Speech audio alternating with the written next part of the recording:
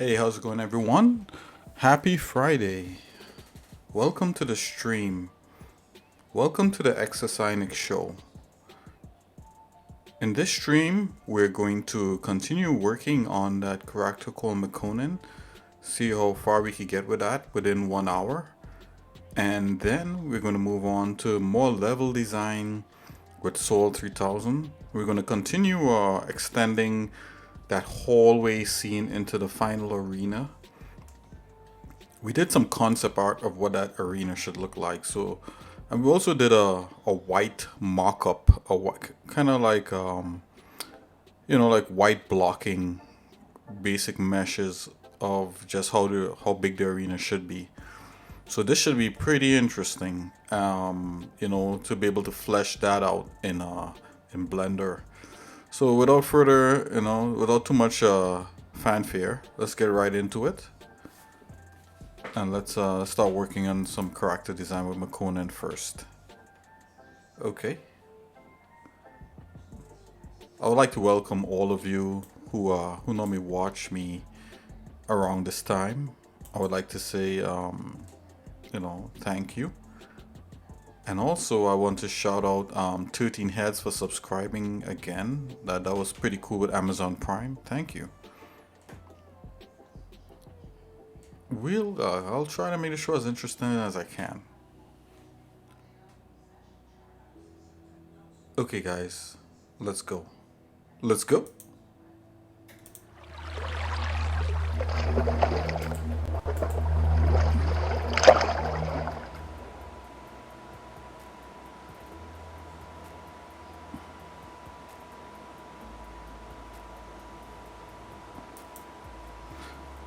Okay, guys, here I'm with my edge loops again, and I got some more art from my friend to do with Makonnen. But let's just jump right in there and see how far we could push this guy with polygon modeling. So yeah, we're using traditional polygon modeling to get his character happening.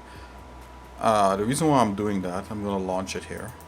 The reason why I'm doing that because I thought it would be pretty interesting to kind of do something. I wouldn't call it old school, but to do something the way that it was done some years ago without sculpting. Nowadays, you would just jump right in and sculpt a character, and you could polygon model hard surfaces. But we're using polygon, traditional polygon modeling, and we're also using some subsurface stuff. Okay, so let's see if we could do some final adjustments, and we're gonna get down to his neck and his chest, and then I think after that I'll just kind of do a little bit of a hair mesh. So let's see. Okay, let's see what else we could do. I'm thinking that I could squeeze his face to be a lot slimmer, because in here his face is not symmetrical. So I'm gonna dump him into the Gimp, and I'm gonna see what a symmetrical Makonnen face is gonna look like.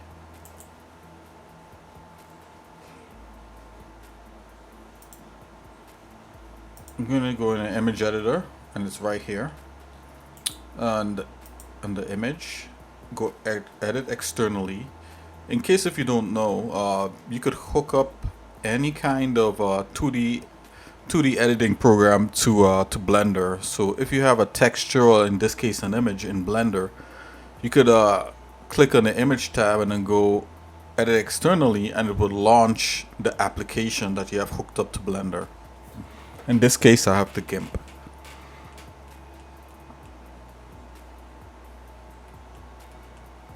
Okay, so here we go. I don't know if this is it. Hold on, there may be another one. Yep, this one is a little square. Let's open this one. Image and edit externally. I already have the Gimp open, so it shows up here. Let's just take a look at what a symmetrical face of this guy is going to look like. So I'm going to mirror one side over to the other side.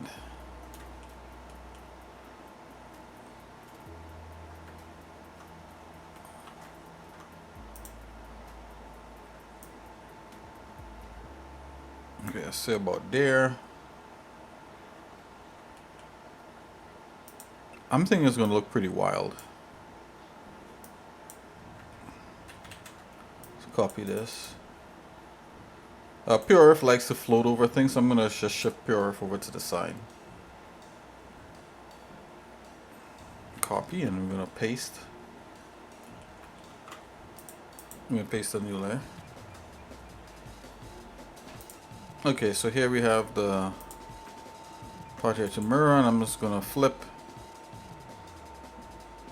image, transform, flip horizontal. Oh, not the entire, just the layer. Sorry, layer, transform, flip horizontal. Let's just move this part. So this is what a symmetrical Makonnen face is going to look like.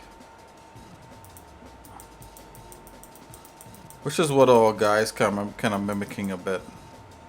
Let's go with a symmetrical face for now, and we could always squeeze the face later to be non-symmetrical. I think we call it asymmetry or something. So yeah, let's see how far we can get with this. I'll just focus on just the face, so let's go ahead and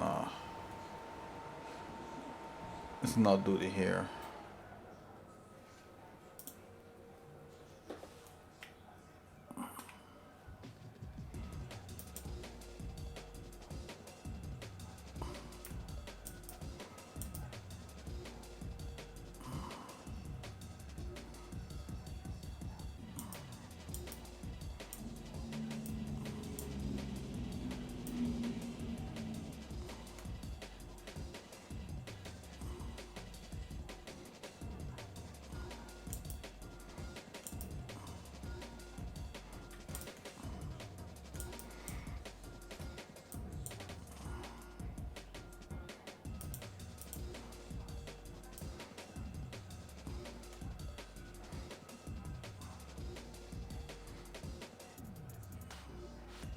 Yes, let's do something like this. Okay.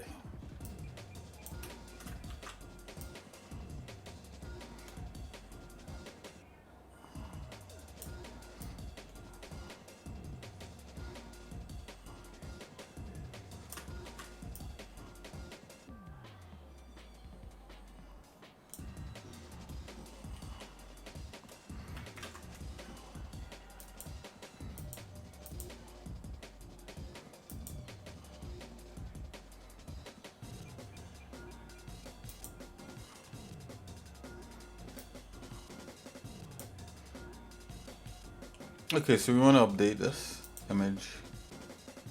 Reload. Okay, so we have the symmetrical version in here. Go back to our 3D view. There it is. Okay, so our guy face could still come in a little bit, and we're just gonna do that. I'm gonna use a sculpt brush just to pull it in. We got grab. Gonna make it a lot bigger. It's gonna come right here. Bring that in. Let's take a look at what's happening here when we do that. It's probably a little too big. Let's back away a bit. Okay.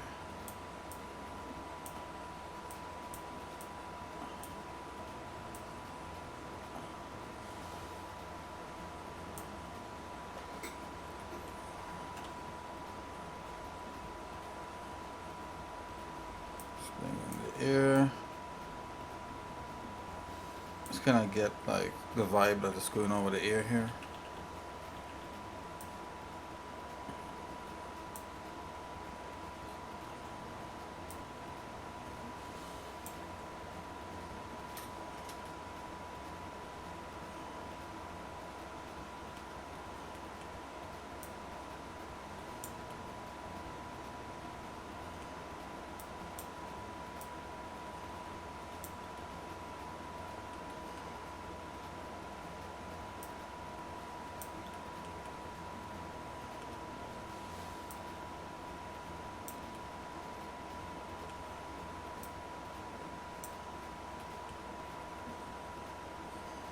So let's focus on this part here.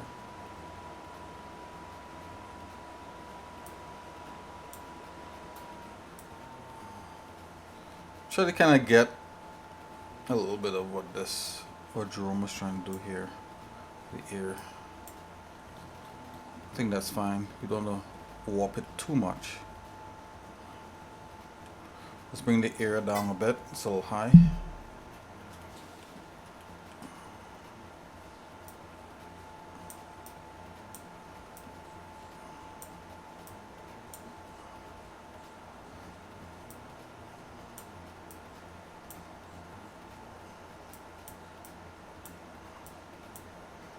Let's bring it over. But it's kind of far back.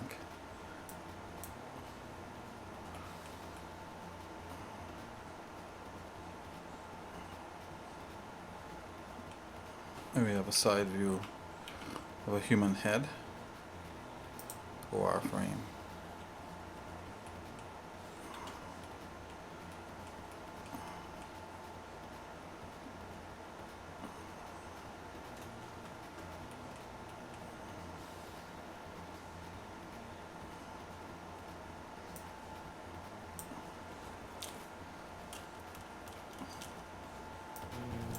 Okay guys, we're gonna focus on this a little bit here, guys.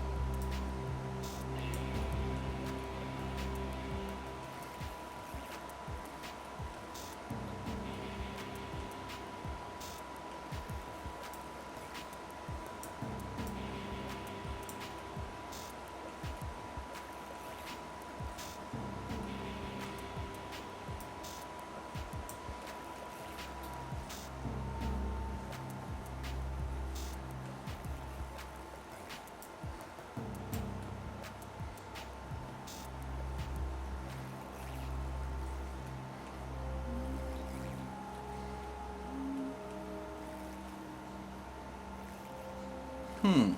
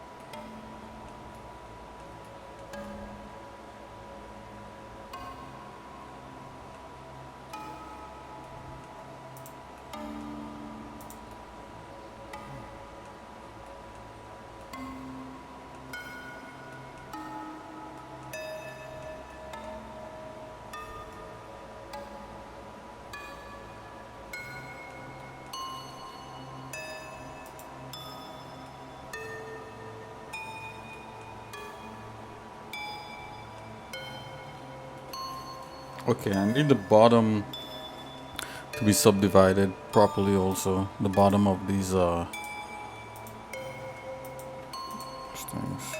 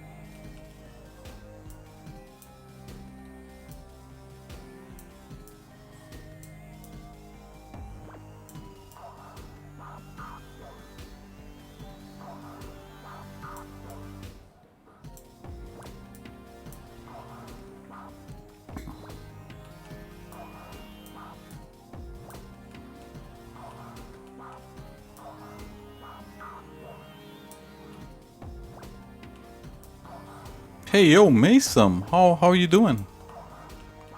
Good afternoon, sir. Happy Friday.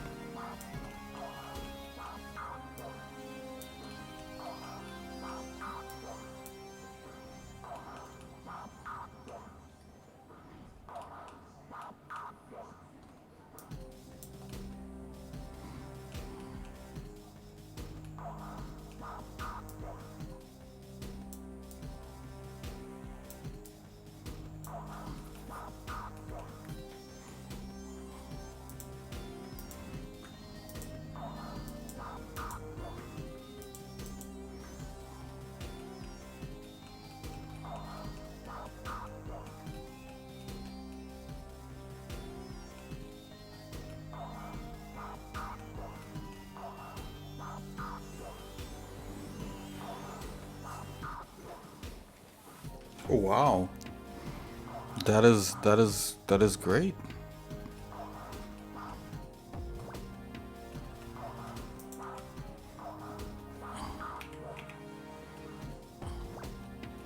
How's LMS? How's LMMS working out for you?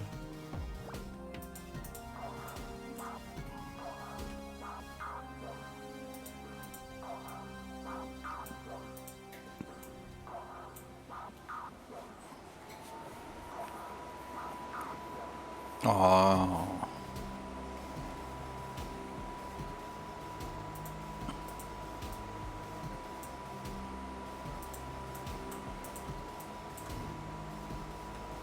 new programming language. Just like it's a lot of learning new syntax, right?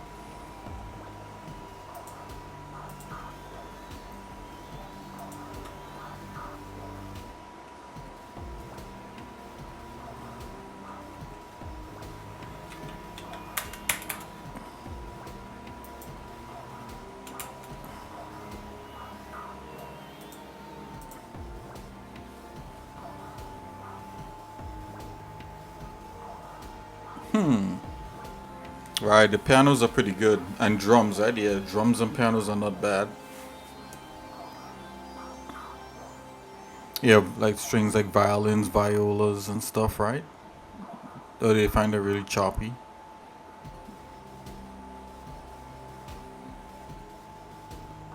String instruments.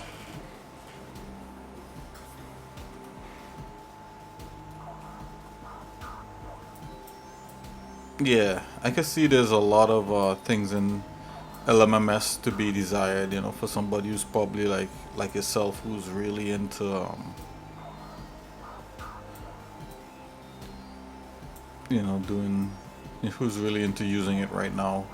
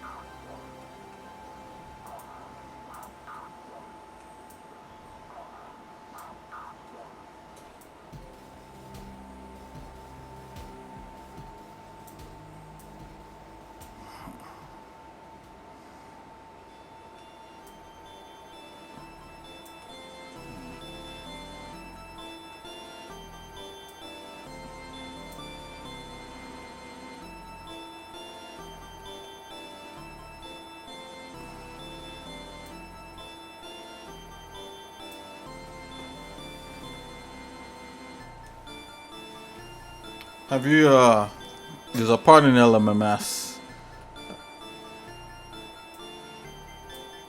I wonder if you stumble across it. There's what do you call that? There's a few string instruments and guitars and stuff in there. I'm trying to remember the name of the module.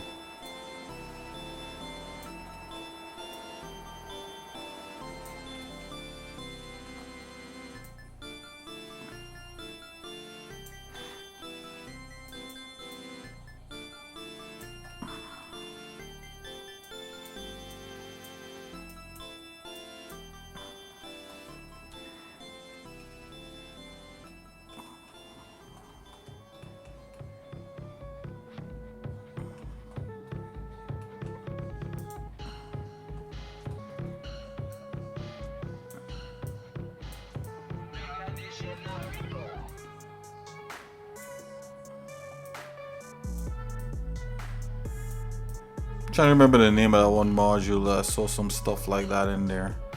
I wonder if you explored it as yet. Oh man.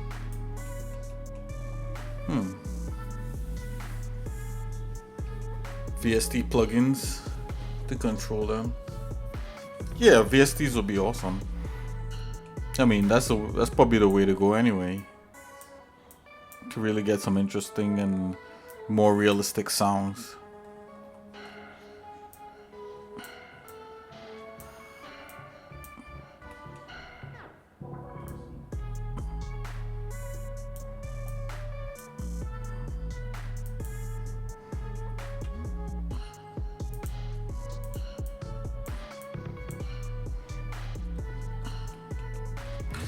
So this is the part that in polygon modeling characters that a lot of people don't like, is just coming in and just like tweaking points. I mean, you don't have to do it, but it actually helps. Every little nudge brings the character closer to how it should look like.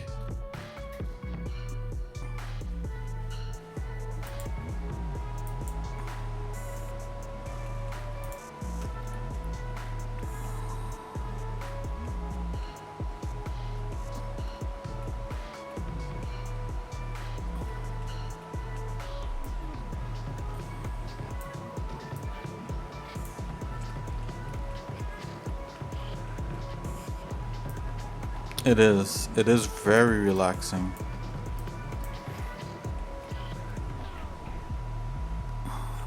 The name of the plugin is driving me up the wall. It's not really a plugin, it's just a module. I'm just gonna launch LMMS just so I could see it.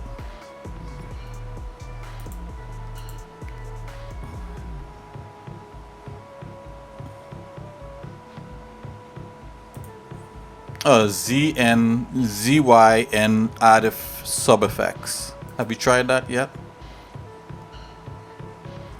This thing right over here. ZYN add sub effects. It's under. If you go, let's see. If you go like my presets, it should be under there. There's all kinds of guitar-y, stringy type stuff in there. I use that a whole lot. That's like one of my main ways to do stuff in LMMS.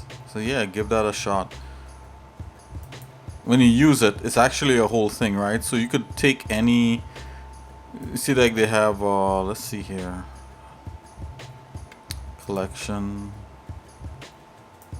You could take any instrument and then it'll open an entire interface.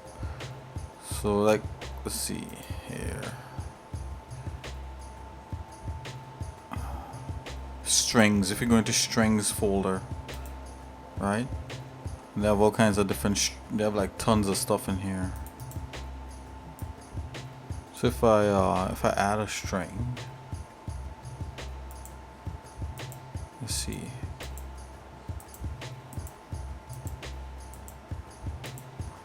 Okay, so right here under the bass editor, if I add a string, that's what the string sounds like. Oh, I hit a key.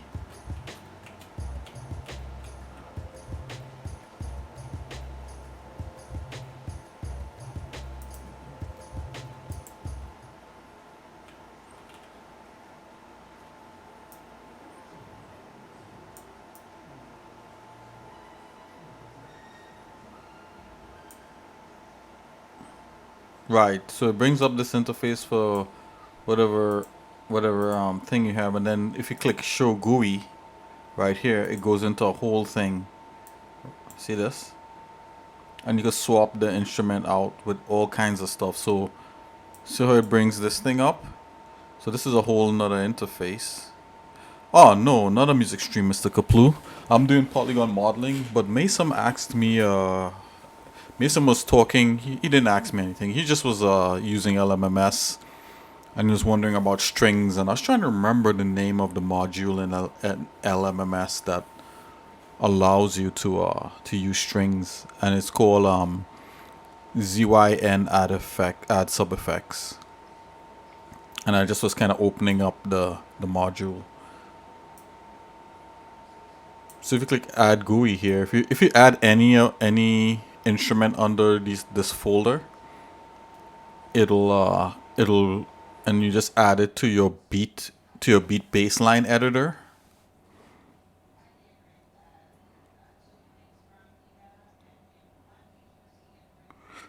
I make some hip hop. I just make music. You know, I tried hip hop beats, and it took me. I first started trying to do like kind of like ravey.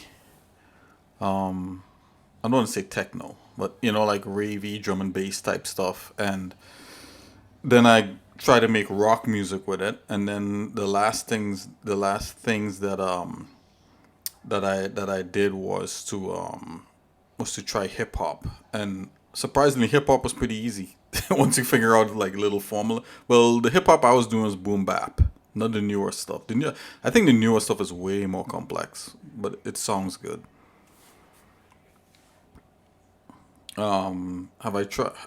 Do you add a eight? Nah, I haven't added an 808 in here. Maybe, but I don't go out on my way looking for an 808 in here. So if yeah, so I was showing you. Check this out. So if you click add, show GUI, right, and see like right down here where it has. Yeah, I know 808 bass. Yeah. Oh, okay. My bad. You responding to me some. Yeah, 808. It's like yeah, it's like a drum pad or something, right?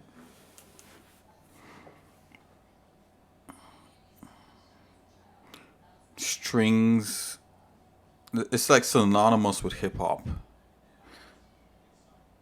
Yeah. So under here, I was showing you something, Mason. So under, if you go here, and you click this, the string, then it comes up with this, right? So on Linux, it comes up blank, but there's actually tons of instruments in here.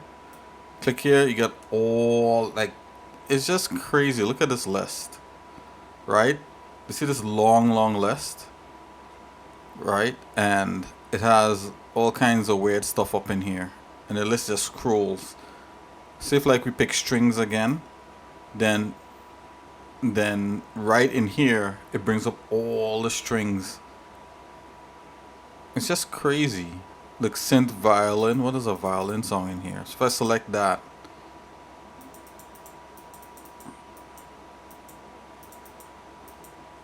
synth violin, select that, close. Oh, it has a violin in here. You see?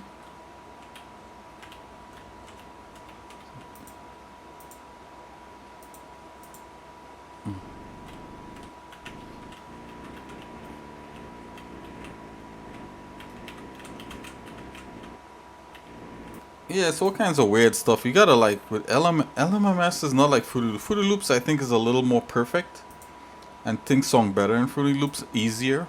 LMMS you gotta kind of work for you gotta sing for your supper, you know. You gotta work for it. Yeah, look. Yeah, this song's terrible. Look at that. But you know you gotta play with LMMS.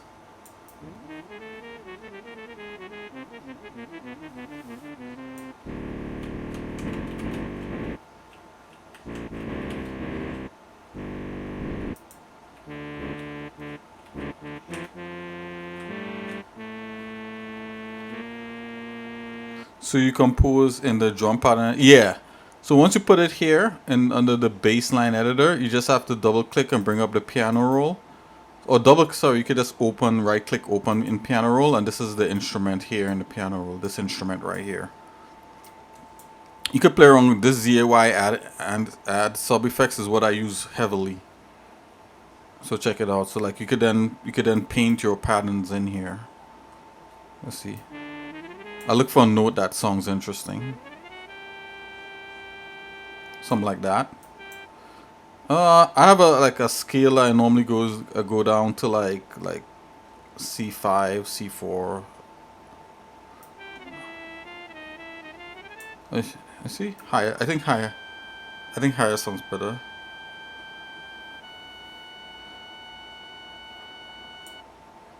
Is is Nick in SoundCloud? Oh, you're asking if I have a SoundCloud?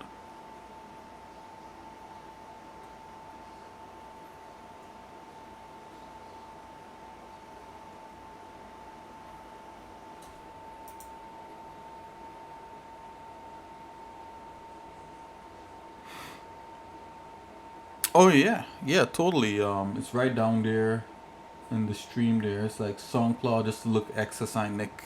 I think it should come up. Let's take a look here. You're talking about me, right? Hold on. I haven't been. I think I skipped a lot of strings. Wow. Okay. Yeah. Yeah. Isn't. Ah. Yeah. Yeah. So if you come into SoundCloud, I have it bookmarked. Let's see here. Uh. Yeah. If you just search for exercise Nick, you should see like all the tracks that I've made using LMMS here. Oh, you found it? Great. Yeah, check out some of those beats. It's all hip hop except for a few. There might be a few that's kind of not hip hoppy, but all of the ones I have up in here is hip hop. I did make one album like a while ago, like when I first started to get into trying to make music, like maybe like 10 years ago. You know, I go under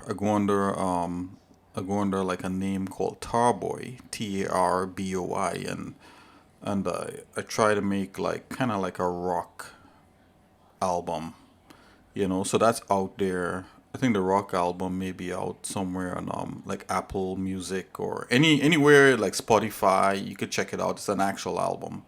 It's called Sonic. I can't play it on here because they'll hit me with copyright on my own stuff. But you know, it's the first time and last time I'll do that. I wouldn't say it's the last time, but it is what it is. Anyways, see, I like the higher notes in this song and this thing. Oh, that's really high. That's like a high eight.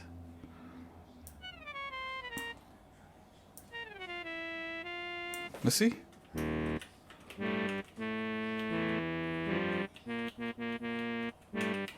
Hold on. Let's see if we can get this higher.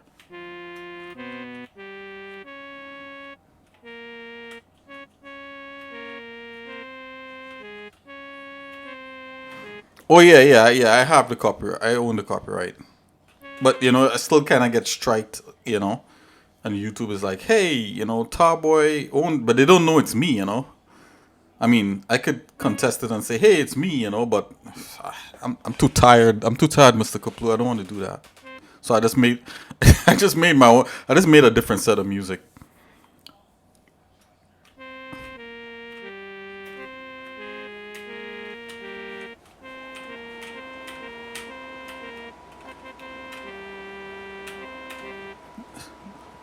Let's see what the metronome song like. Okay, we do a little metronome here. Yeah, it's too fast. So hip hop wants lower. Like if you're doing hip hop, you're going like a 90 or something. Well, for boom bap hip hop. So 1, 2. I'm gonna record it. Okay, let's record it.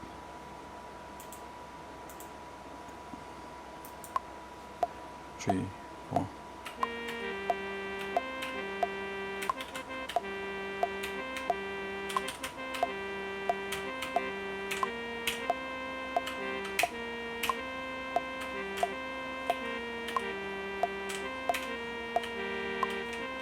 Something like that.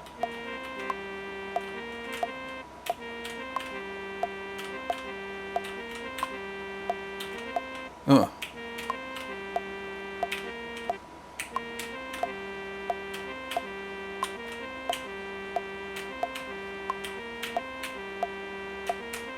Whatever. Okay, so let's see. Yeah, so you could do that, and I press this button up here when I have the piano roll open. It's called record notes, and then you can hit your, if you have a MIDI keyboard or a piano hooked up, or I just use my regular keyboard. You know, yeah. So yeah, maybe we do a music stream. That might be a thing, you know. But I'm afraid to do it because you know there's people like Mr. Kaplu. There's like real musicians out there, and if I'm going to do it, they're going to be like, why aren't you using like a scale of like E or C or like I'll be like, dude, I don't know. Yeah. I'll be like, you know, I'm just doing it by ear. Real musician, like, you know what I'm saying? Like, well, you know, I mean, people are more inclined, you know, more musically inclined. I wouldn't say so, Mr. Kaplu. I mean, I mean, you're doing stuff with your friends, so that's great. Anyways, whatever, you know, whether real or fake or whatever, you know, it's like we're just having fun, right? Making cool stuff. So that's what kind of like a little bit of my process there. So like I just kind of like find like a note, and then I find like a couple keys where the notes kind of sound good, and then I come up with like a pattern in my head, you know, and try to play it. But half the times the pattern in my head, when I try to play it, it sounds nothing like that, you know, because as I said, you know, I'm not like trying to like. I think like it takes me maybe a month or probably like 3 months of like building up like music, like a music kind of head on my shoulders. You know, like I listen to music on my own. I kind of dive into it, and then like after that 3 months, I have like 3 months worth of like power to like create like 10 songs or something like that. You know, at least that's how it works with me.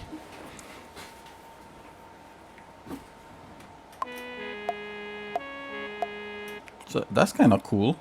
So what I normally do, I go through and I clean up the notes. So you see like how I made all these notes here. So I go in and clean it up. So like let's see, like maybe this is like a 2. Let's see.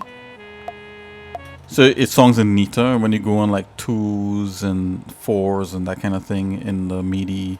I don't think I could zoom in here. I don't think it allows you to really do that. So and then I look at each bar here. I call these bars. That could be the wrong term for it. Ta-da. You see like how that stopped? Maybe I mean you could add spaces, I guess. Let's see.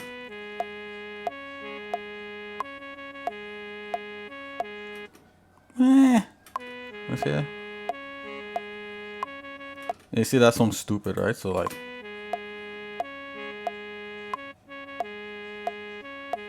maybe something like that. And maybe like right there you want to the notes wants to climb up, so I might go like I might grab the note here and I might bring the scale up like that. And one thing I learned, like when you're moving like like the song note, you should skip a scale. You shouldn't like go one. I mean, you could step like one after the next, like up like that. But if you skip it, it just adds more dynamic. I don't know why. It's just things I pick up.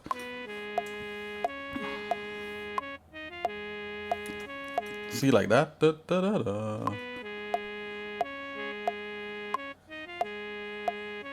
So maybe this part we want to go low, maybe like dun dun dun. You know, that's it's a little elementary. Oh man, exercise Nick to become the biggest artist. I don't think so. Yeah, you have to remember in New York, right? There's like Cardi B, there's Jay Z, there's I mean, just that's hip hop. Not to mention like classic people. I think like, isn't Billy Joel from like you know like New York or something? Ugh. How about 6ix9ine? You know, you guys ever heard about that rapper?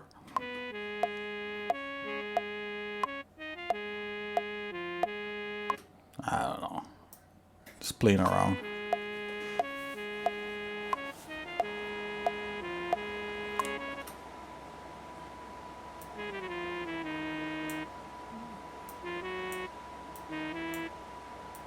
You see what it sounds like?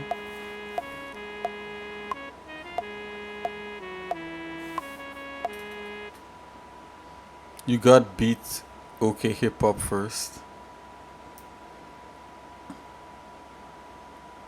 I gotta beat okay hip hop first.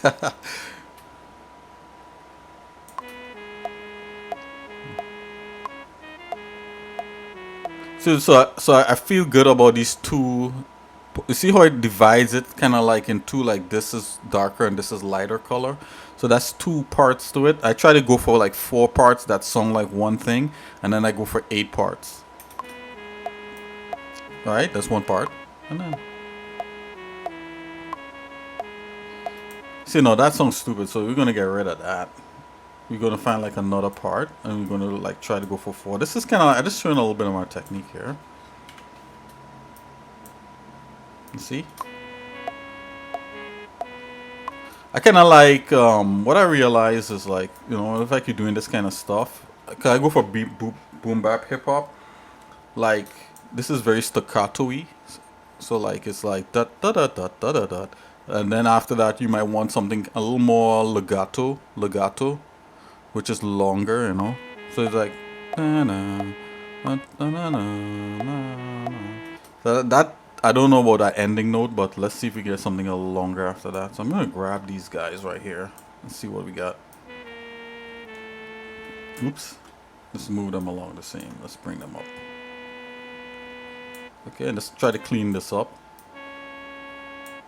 So maybe this jumps down, then it goes up. This goes up, and maybe the way how this should probably come to the end, and this should go half there. All right, let's see how this sounds.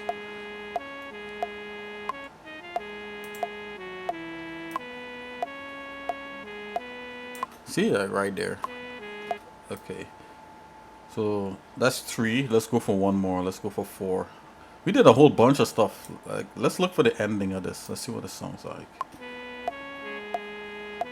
Yeah, that sounds like chaos. Let's check this one out here. Yeah. Let's check this one. Nope. Let's check this one. Let's grab this guy. It's gonna cut. You can kind of cut and paste in the piano thing here.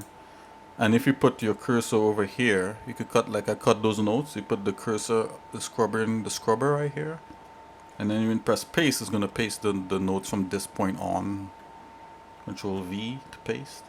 I'm gonna make a little space because sometimes it's good to put a little space in things like that. And then let's see here. This is going. Oh, we can arrange that later. Let's see that. Let's go with that. Let's see what this sounds like from here.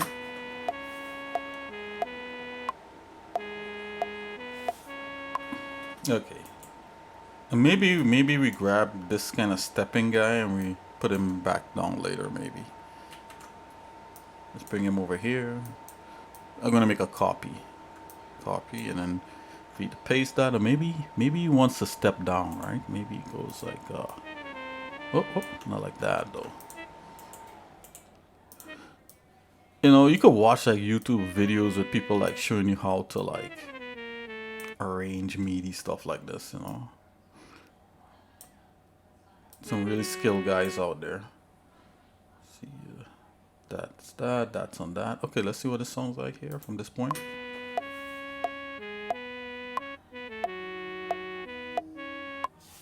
Yeah. So that'll be like the basis of like my boom bap beat there. You know, and you could do more stuff, but I don't wanna overdo it. That's not what the. This is a fun little segue here. As usual, guys, you know how we do it. um, Select these things. Let's delete that. Scroll across. Let's delete these. Okay, let's see what the whole thing sounds like. From here to here. Oh, maybe we should save this.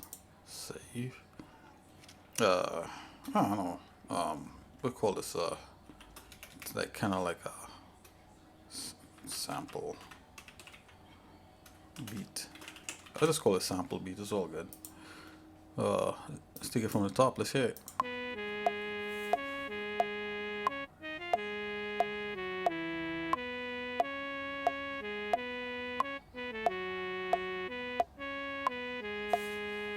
Oh, not bad.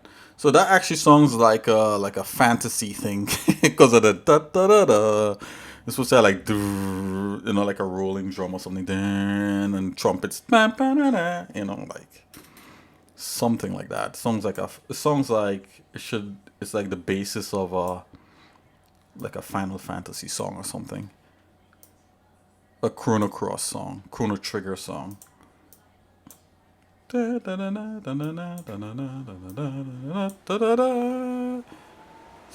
yeah, so I mean, what else would I want to do with this? Oh yeah, so like what I do, I try to like put the, in fact I do like a thing like this. I try to put it within a range, so I try to fit it between like this, you know, I try to fit it between this set of notes and this set of notes, you know, like right here and here. So this is like C6 and C5. I'll try to fit it between there only because those are, you know, that's where the sound kind of is right there. So the lowest note will drop at 5 and the highest note will drop at 6. Let's see what that sounds like. So I'm gonna grab everything, kind of raise it up. Yeah. Let's grab this guy. Let's grab these guys here. Oops. I think what did I do? Did I? Oh no, that's right. I'm gonna grab these guys and move them up, and the lowest note here, I don't know about that. Yeah, that lower note is gonna be here, so I kind of squeeze everything between here and here. I think I will play a game of CS:GO and then come back. Will this stream be a video so I can watch this music session again? Yeah, for sure. You know, this is just a regular stream. Yeah, and have fun, Mr. Kaplu. Have fun with CS:GO. Definitely a fun game, and you're pretty good at it.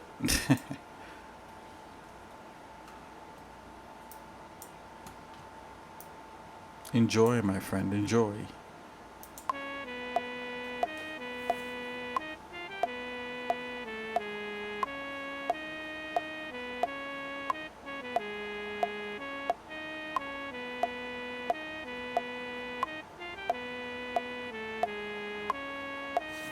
Okay, so I don't like the step down. I'm gonna make this a little bit longer. Let's see what that sounds like.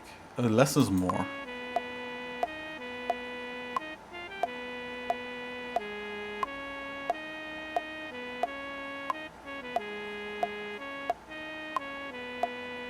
I'm gonna extend these notes.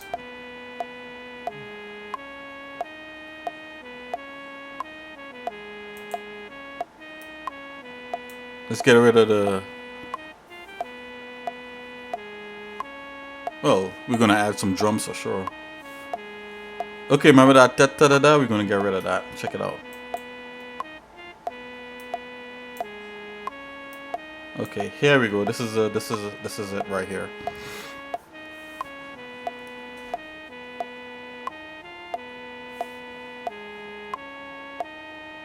Okay, notice how these here is within our range. Let's try to bring this within that range here. I'm gonna try.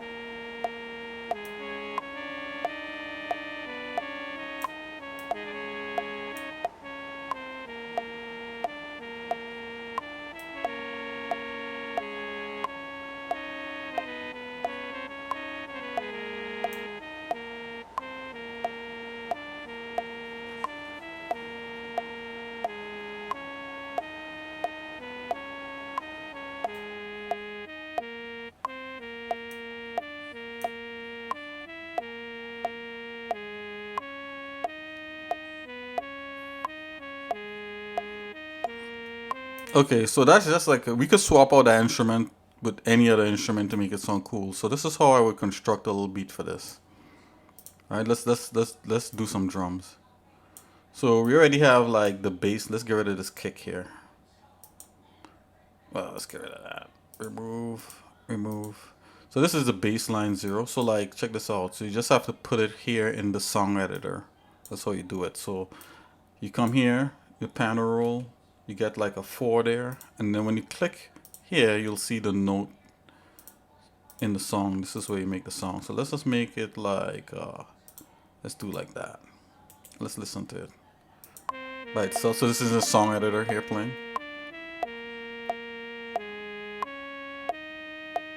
No, let's only go 2 of that, because when you have patience for 2. Okay, we're gonna get, I'm gonna put our drum beat to this. And we probably could change out the way all the instrument sounds. Let's get some drums. So just like what you said, you could go get out of there and you could go to regular drums. And I have like some go-to drums for like hip hop kind of thing.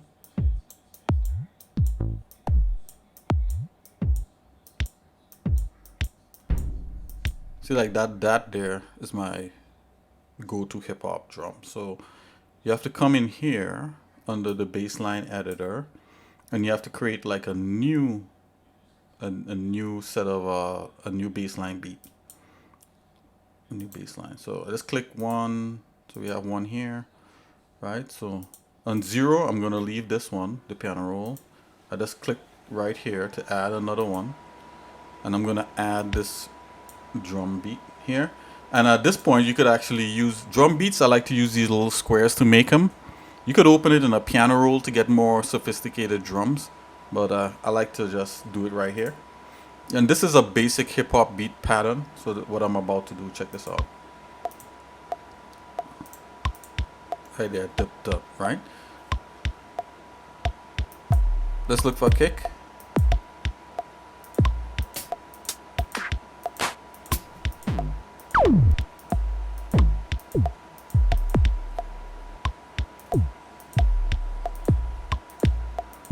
Well, let's get heavy. This kick will be heavier, right? So check it out. So I'll put this kick right here. I'm gonna make the entire drum beat like right in this one bass line here. Do it like this. That's too predictable. How about this?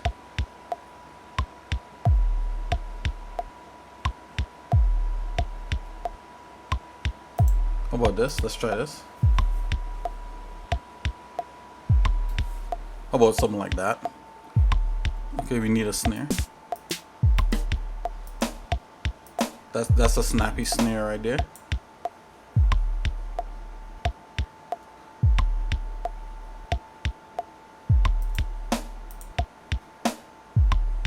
Right there. I can already tell we need something like to shake. We need something to shake. And I have like okay, let's get some hi-hats before we shake. And yeah, these shakers are stupid. I don't ever use them.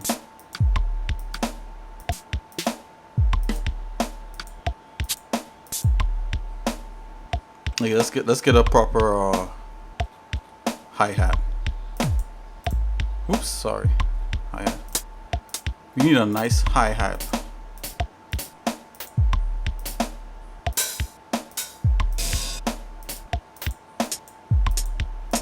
This is a closed hi-hat.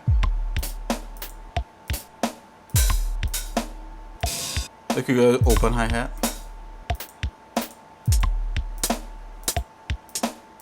Let's use a softer hi-hat.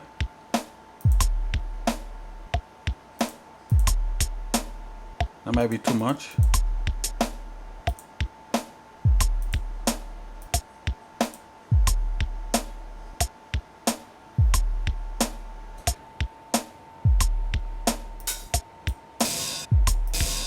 I'm going to try something different here.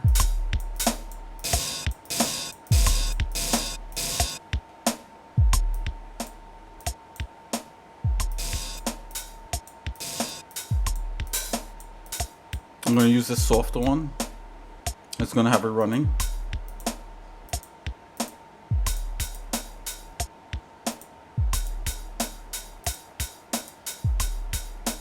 I'm gonna turn that one really low.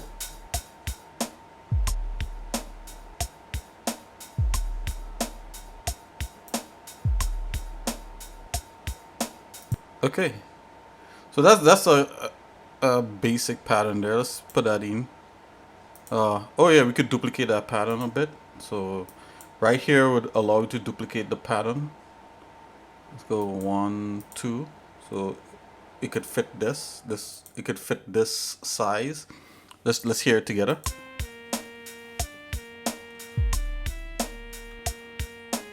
Okay, so we could just change out the instrument, right? Let's come in here.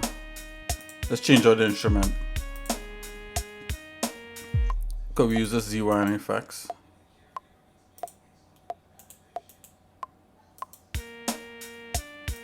Okay, and you could loop it, but let's change that out. Let's look for something nicer. Let's see here. Let's choose a violin.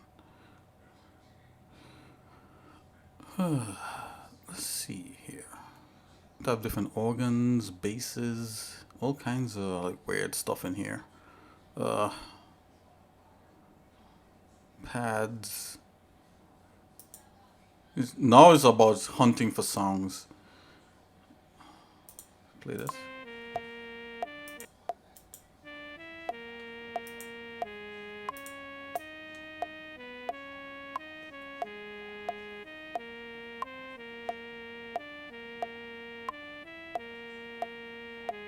Check this piano.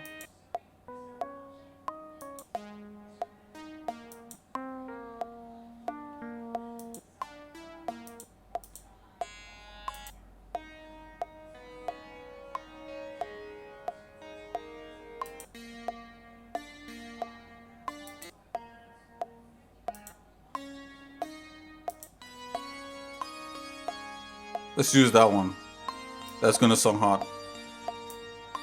Check it out.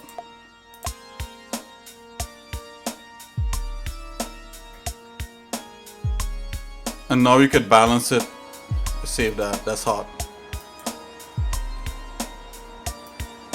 Now you can bring up like a mixer so you can mix the song down. Let's bring up the mixer. This is the mixer for LMMS. Let's add a 1 here. We're gonna add this on there. So let's add this on this one slider right here. So you're gonna click on that, and right here has the effects. You put it on effects 1 right there. So now you can control the slider so you can mix the sound. And we're gonna put some of the drums on different mixers. So I'm gonna do number 2. I'm gonna put the bass, and I'm gonna put the hi-hats on something different, right? So okay, so this is the drum beat, right? So I click on the drum and it brings up the thing for the drum. I put that on 2. Put the kick also. Put that on 2. This is how I do it. Then the snare, put that on 2 also. But the 2 hi-hats, I'm gonna make another one and put those on 3. Click on that, put it on 3. See, I'm changing the number here. Come here, put it on 3. So now when we play the song, we could mix what we hear, right? So check it out. Oh, wait a minute, hold on.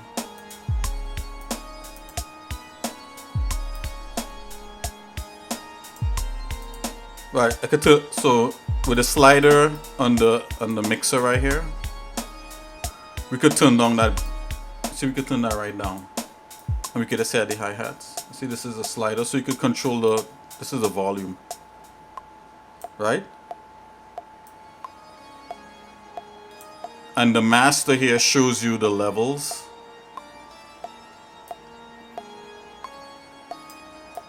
Turn that down a bit. Let's bring up the bass.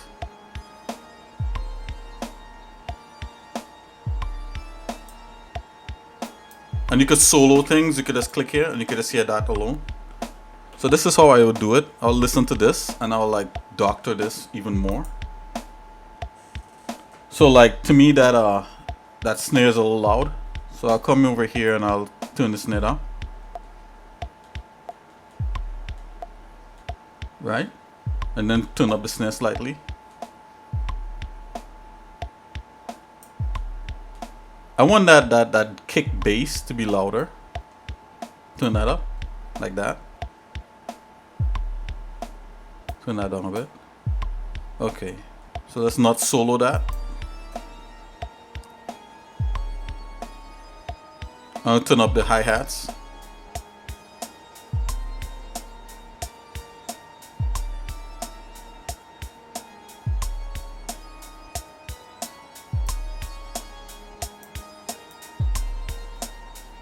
Probably the snare needs to be a louder.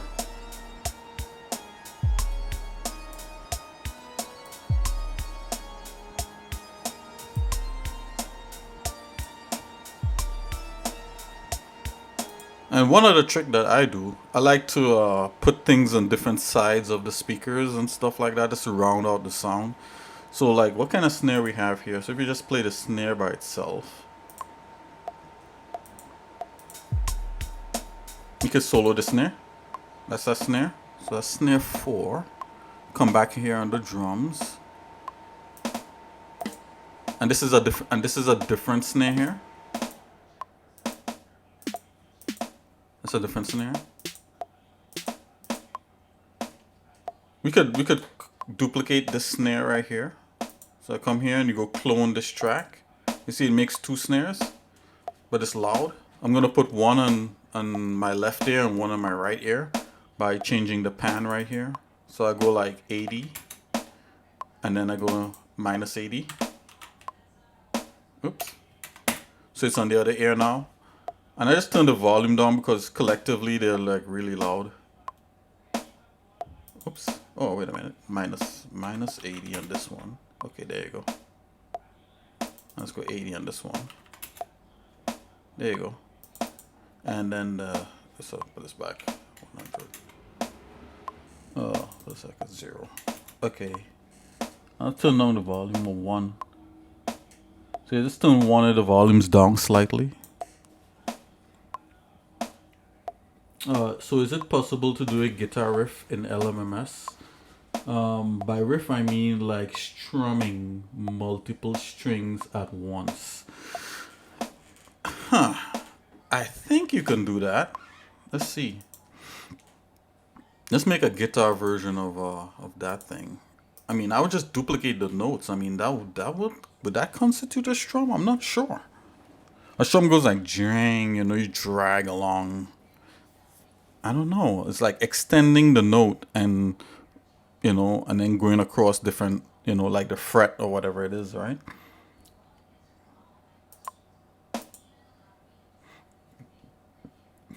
Let's put that snare on a different thing. Let's put that snare on 4.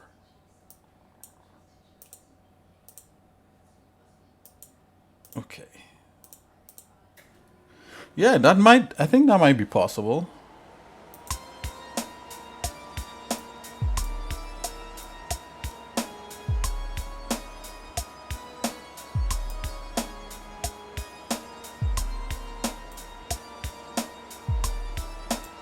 Okay. Yeah, I think, you know, if like you were to take the same beat here, let's see if we could do a guitar or something. That's where this ZY and effects really shines. That's where I get the guitars from.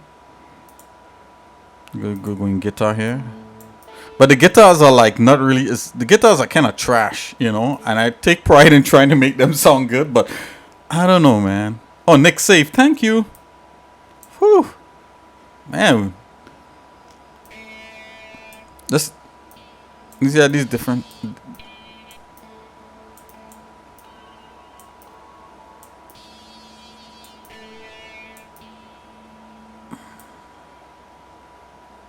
There's one guitar plugin that sounds okay. Yeah, find it for me because this is it as far as guitars are concerned. And they're all stupid. Let's use this. Let's use this one. You know, I like using what a program has, but after a while, when you want to like actually make something so people could potentially buy it, or just like with the game pair it up or whatever it is, you need to go the extra step and add a VST plugin, right? Let's copy the same thing and let's see if we could do like what you said, strumming. So I'm gonna put the same thing on the guitar. Open piano roll, copy the notes. Okay, let's see what this sounds like.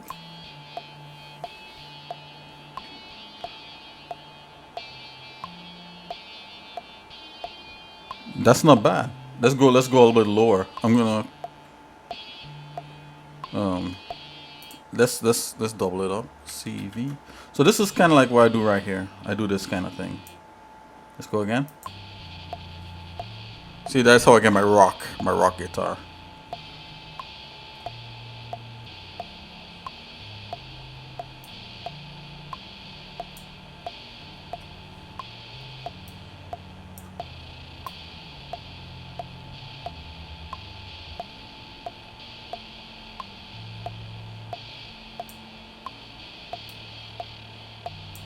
If you open this, we could change the scale. Right now it's really low. Let's see if we can. It's really high actually. Yeah, that's low.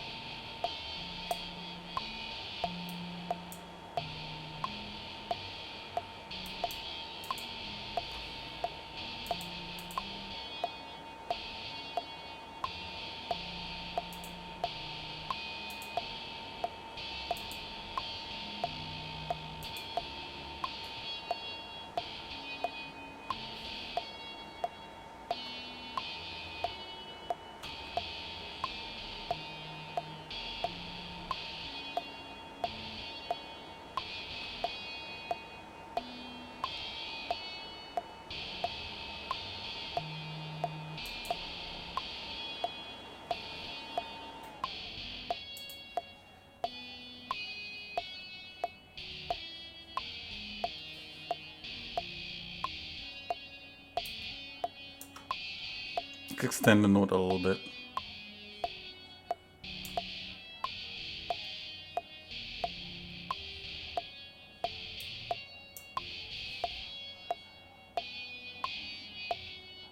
A little bit overlap. Yeah, this is. I mean, as far as doing that kind of thing, yeah, this is as much as I know. Like extending the notes, doubling them up.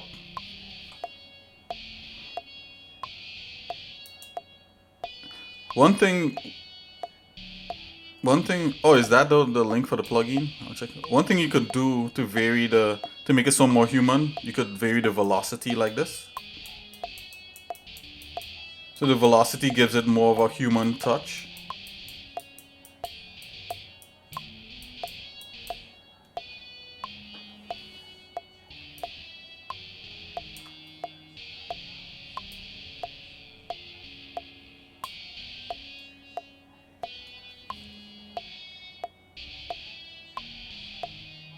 It has bad reviews. It sounds okay to me, but has bad reviews. So maybe I have no clue what the guitar sounds like.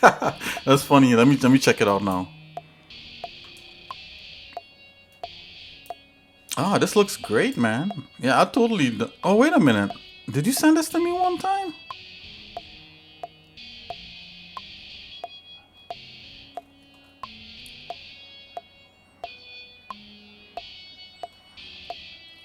Do you have to buy this? It says this for Windows. I wonder if it'll work. Wonder if it'll work for Linux. I'll download it anyway. I'll check it out.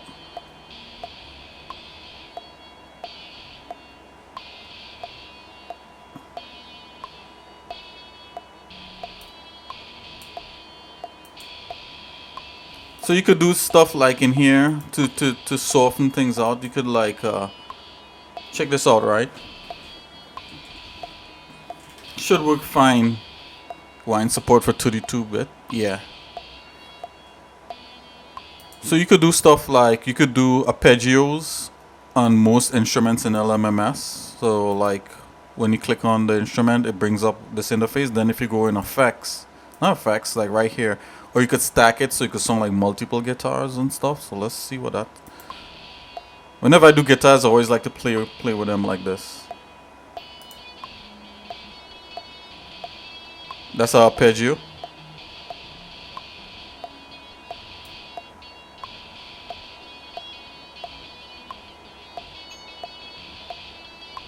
Like that.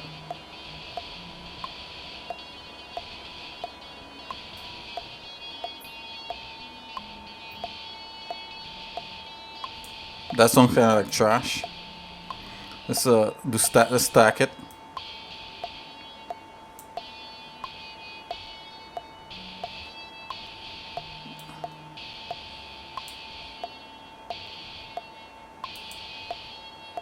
Still sounds like trash. Like guitars are like tough. Let's add a reverb to it. I'm trying to soften it out.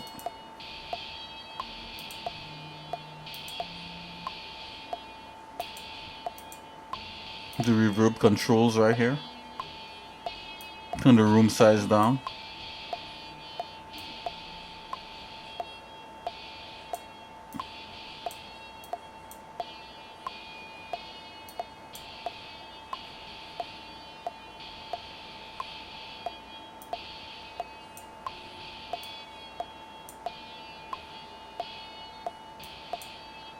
Yeah, whatever. I don't even know if that adds anything, but the good thing, we could swap out the guitars, right?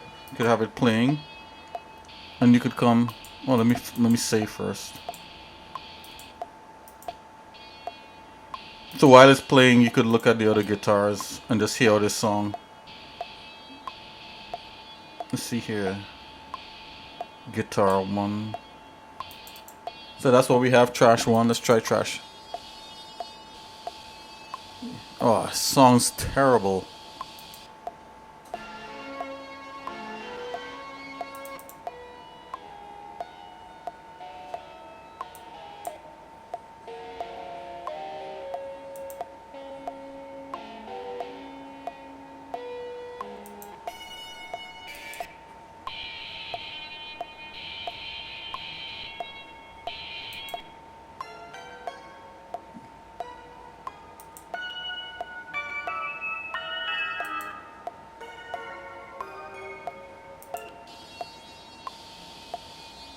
Ew.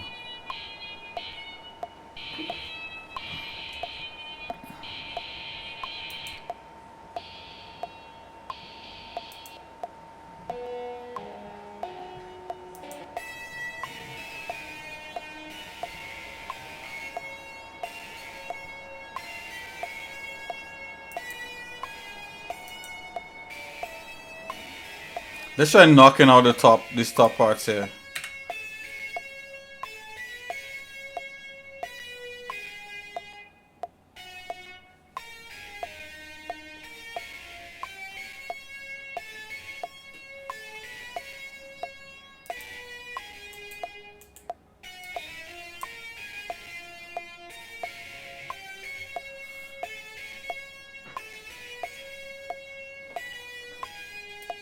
Whatever, I'm just gonna add it to my beat.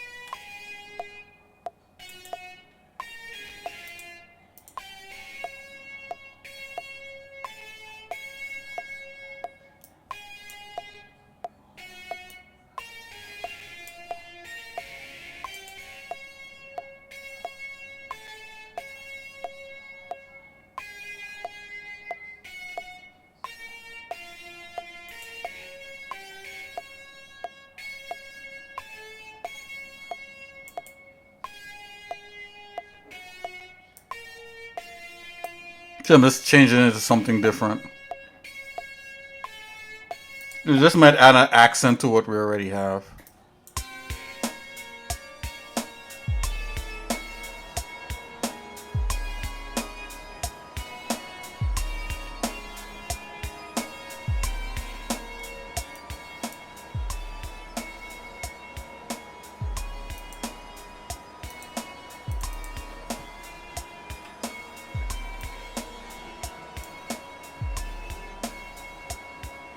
So I just bring it down one octave, the original.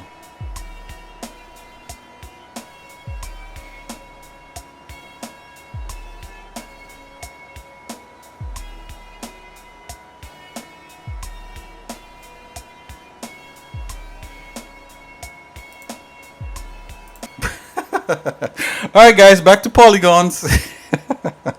Oh man. That was fun. Thank you, Mason.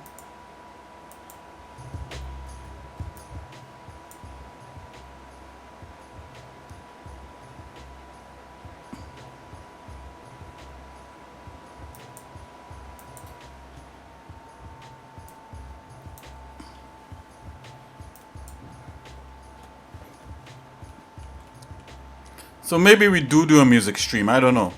If you guys don't criticize me too much, I'll do it. You know.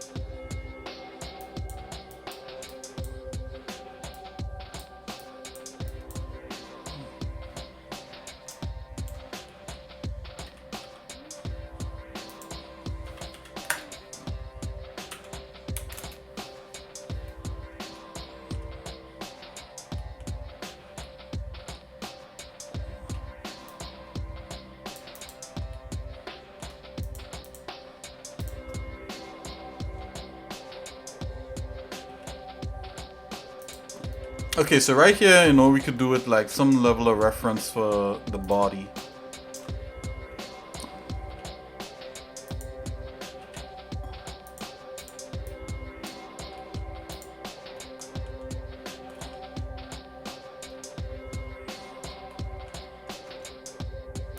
select some faces, these 3 faces, and that'll be the starting of the arm. Scale that.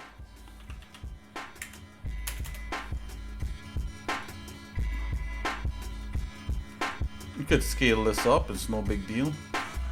However it works, that's how we're doing it.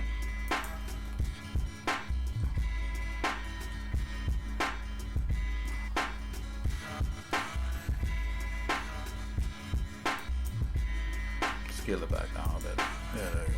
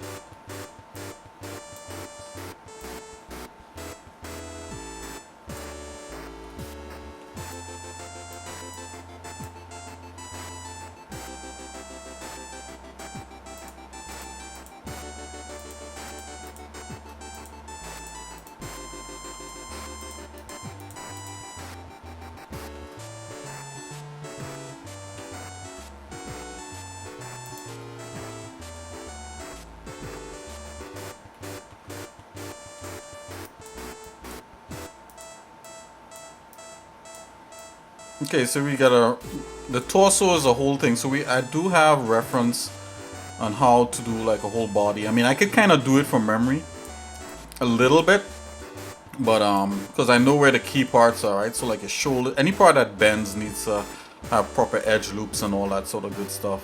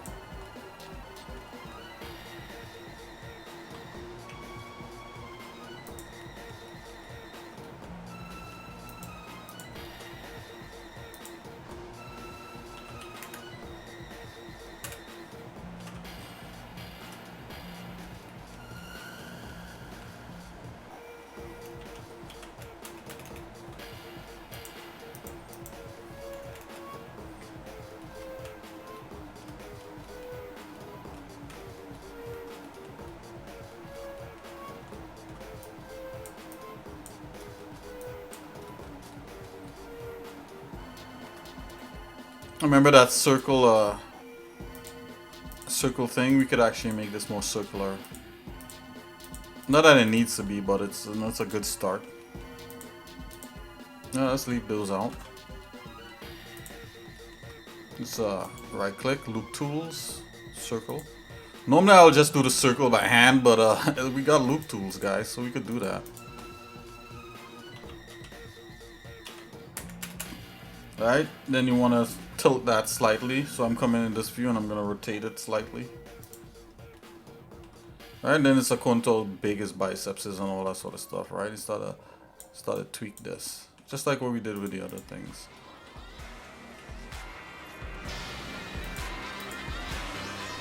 Let's go full view like this.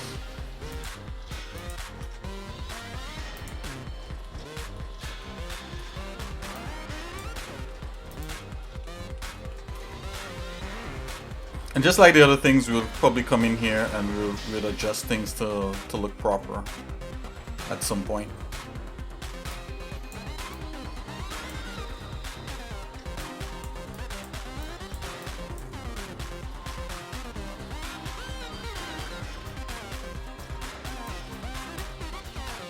Remember using soft selection also, which is Blender really doesn't have like a soft selection per se.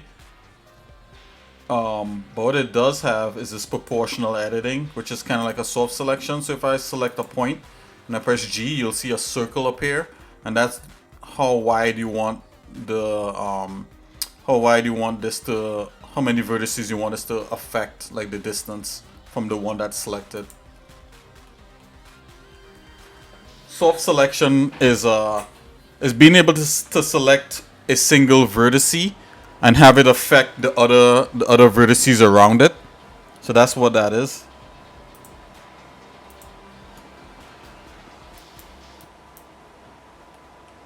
So I select this one vertice, and because I have, it's actually called proportional editing in Blender, this little circle up there.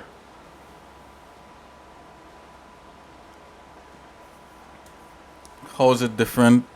Is it different in other programs? In other programs, they'll probably show you it'll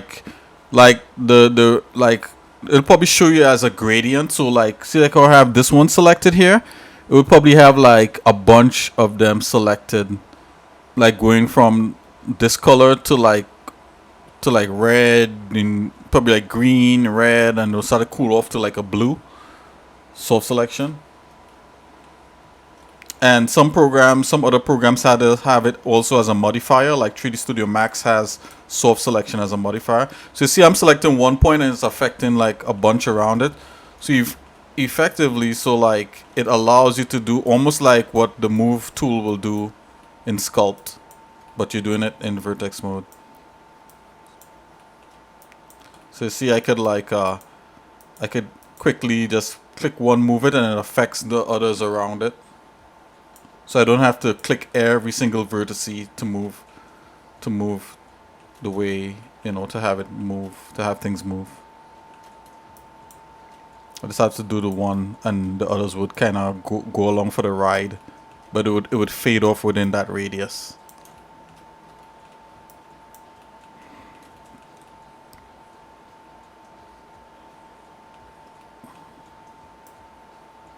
So I can do soft selection here, and the others just kind of go for the ride. But it's proportional editing, guys. I'll have to call it the Blender name. Proportional, let's proportional edit it. So you're kind of rounding out the torso there a bit. And, we got a model in the shoulder blade. Well, not really shoulder blade, because he does have clothes, right? So I don't think we're going to show his naked body. So I'll do a basic form. And then from there, from the basic form, we're gonna make a polygon close after. We're not gonna use Marvelous Design or anything like that. That might be too much. But Mason, I hope I answered your question in a clear way. If you ever ask me a question or anything like that, or you're sharing something with me and I either don't get it or don't answer it clear enough, just please let me know, and I would try to rephrase.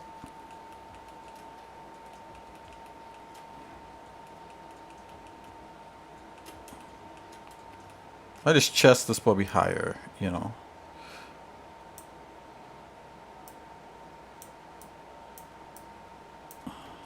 So see, I can make the soft selection. Just select that, press G, and roll the mouse wheel, and it becomes bigger. Sorry, not the soft selection. The proportional editing. So it's almost like having a brush in edit mode, like a move brush.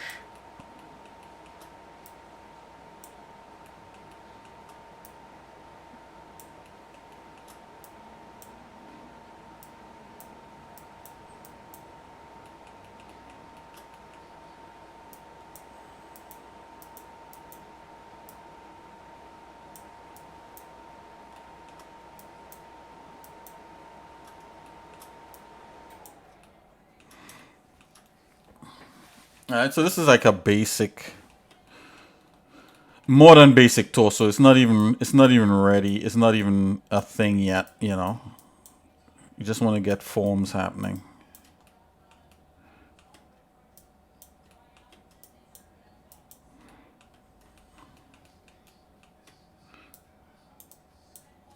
You know, the good thing about doing polygon modeling like this of a character is that you get your topology for free.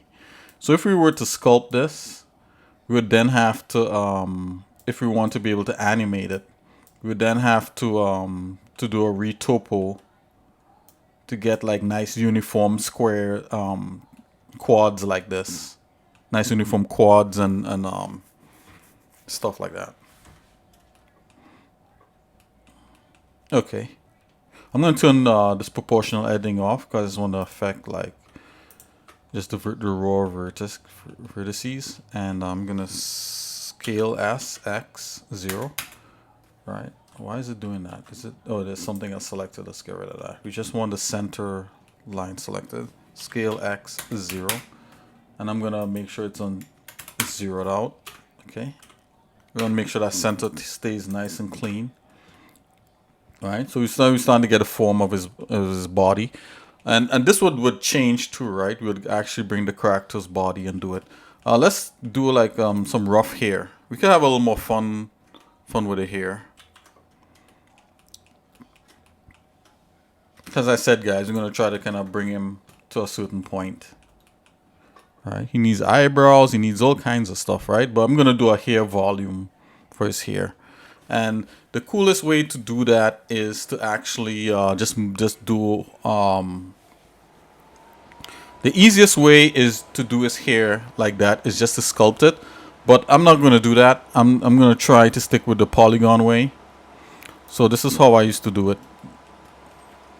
I'd come in here and I would go into face mode and select these faces right here. Excuse me.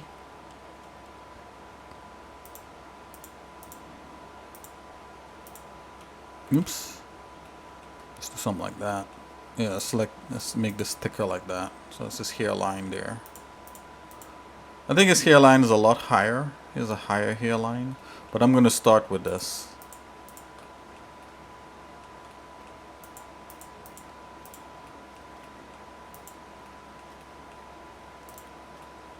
Alright, so you see all of a sudden these these things inform, wants to inform his head. And you can look at the back of the head.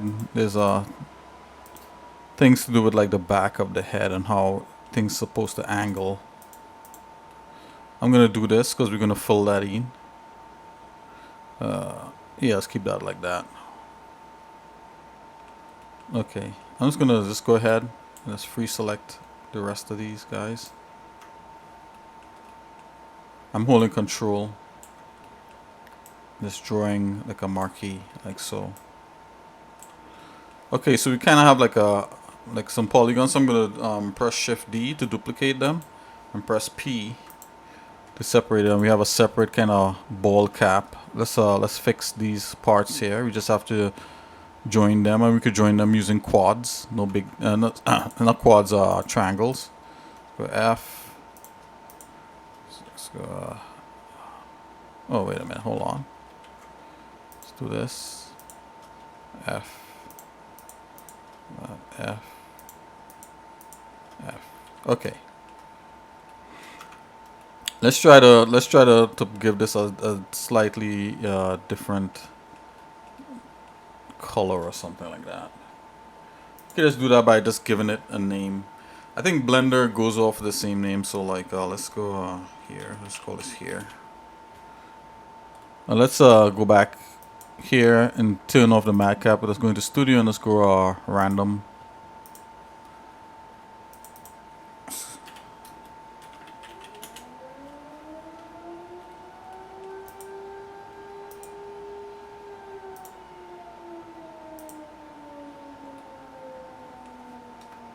Okay, so here's that color. Okay, and we could like work on his hairline. Now, if you look at the character, if we was to fit the character head, his head would be a lot more flared out, and I think it looked pretty odd in here. So we just try to get the hairline kind of going.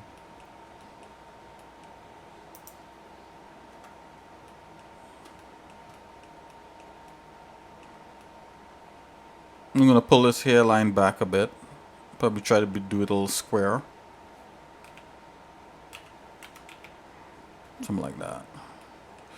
So I think if I take it straight, we might get something like that. And one cool way to do that is that you could like literally just create a shape and then cut right through that. But we could use the knife tool, no big deals. I was gonna go. Let's see if we could go into Z like that. And let's only show facing like that. Let's go Z.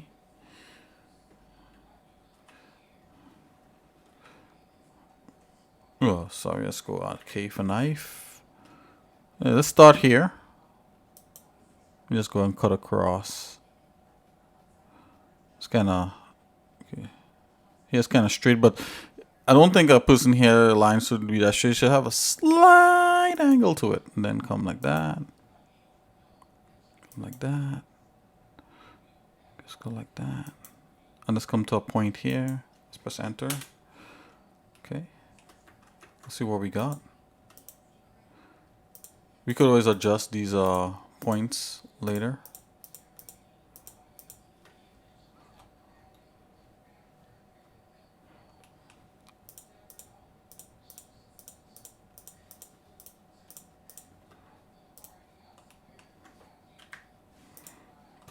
Okay, so we kind of have like a little hairline thing going there.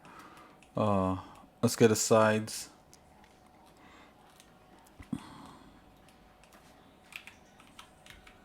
Go side view. Okay. Let's keep this point. I think it's pretty interesting.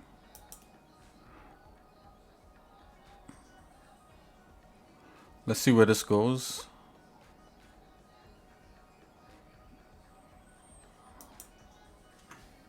Cut that. Actually, okay, yeah, that's fine. It's just we're just looking for the shape for now. Faces. Okay.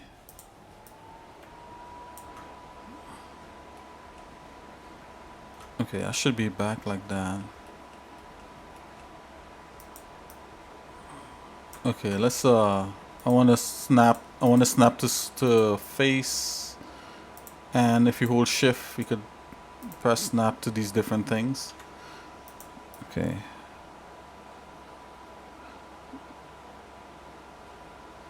Okay.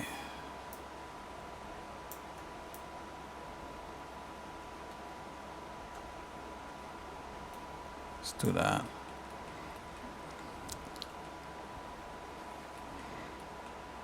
Let's bring his hairline up a bit.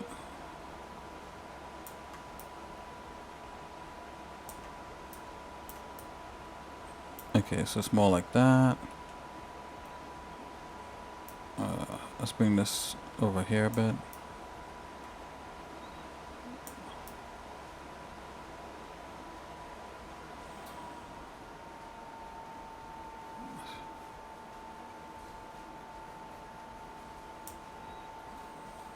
go back a bit. Maybe this needs to come back. Actually, this is fine. It's good. This is dropping like this.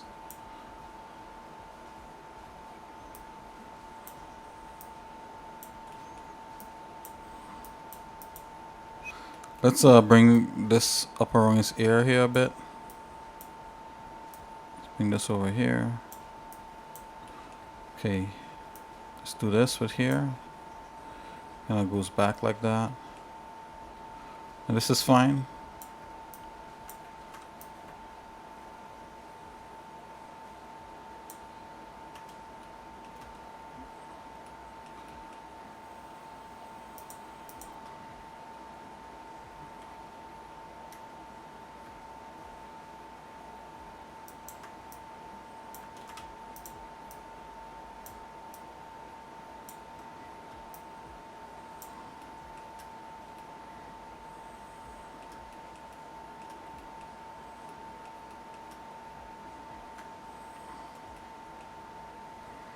Okay, I'm gonna extrude.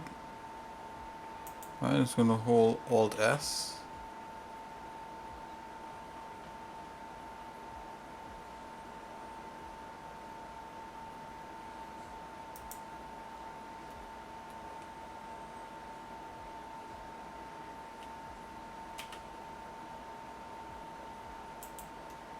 Okay, that's cool. Let's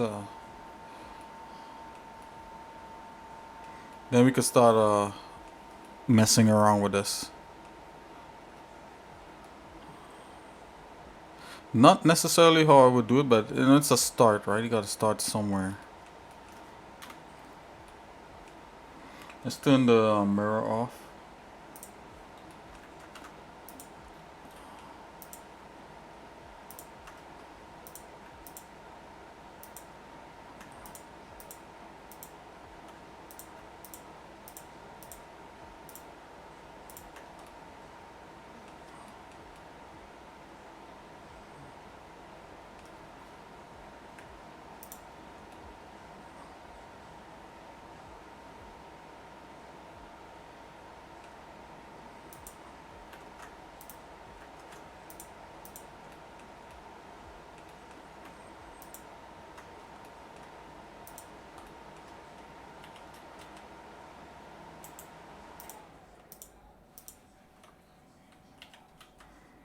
Yeah, I just kind of want to separate these things. I want to see what these are. Yeah, I know there's some stuff they want to extrude it. That got kind of messed up.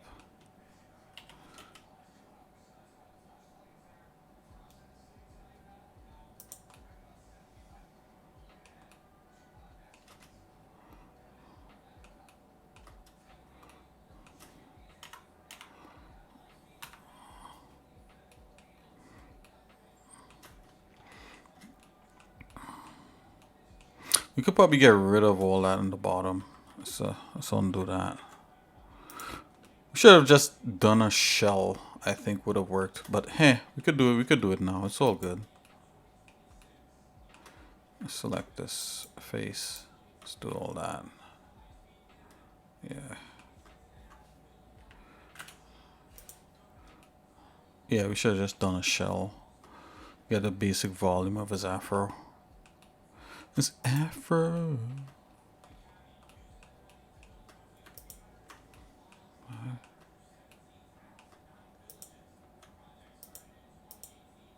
Okay. Ah, right, like that. Let's delete.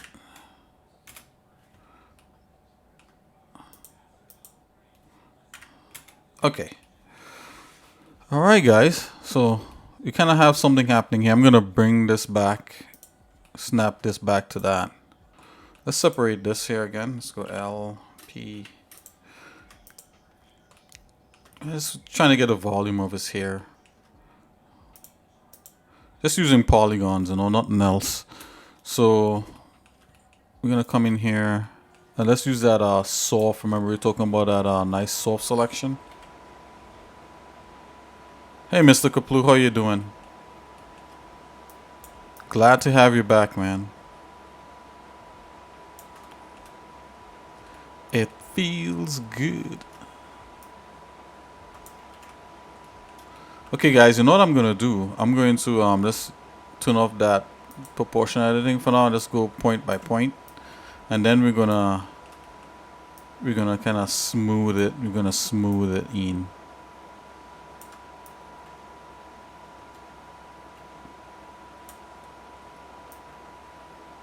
Blender wants me to pick one, so I'm just, instead of mix, I'm just gonna go with vertex. Yeah, I'm doing fine, but I'm pretty tired. I'll watch for a couple of minutes and then hit back and hit the sack. Yeah. Okay. Yeah, thanks for your support, man. Like, I really appreciate it.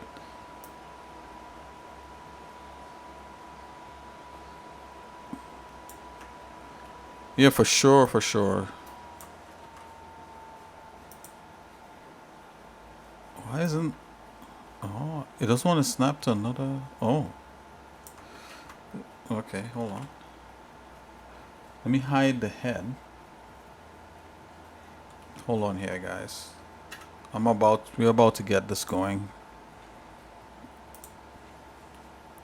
Oh, because this is flipped. That's why.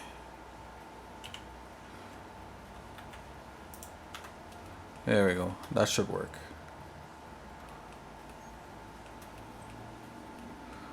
Yeah, I think the character is pretty cool.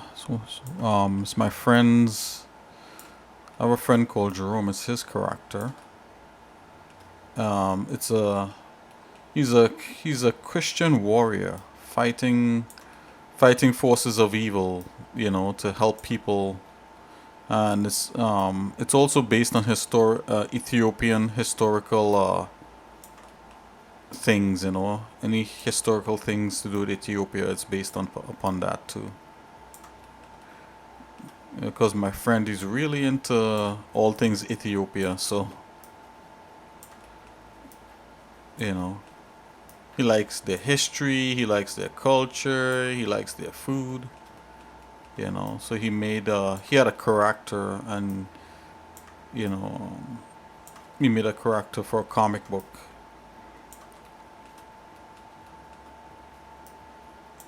So he was like, "Hey, Nick, can you make this into 3D?" And I was like, "Sure, I'll give it a shot." Okay, guys, so we got this down. Let's see what else we could do with this.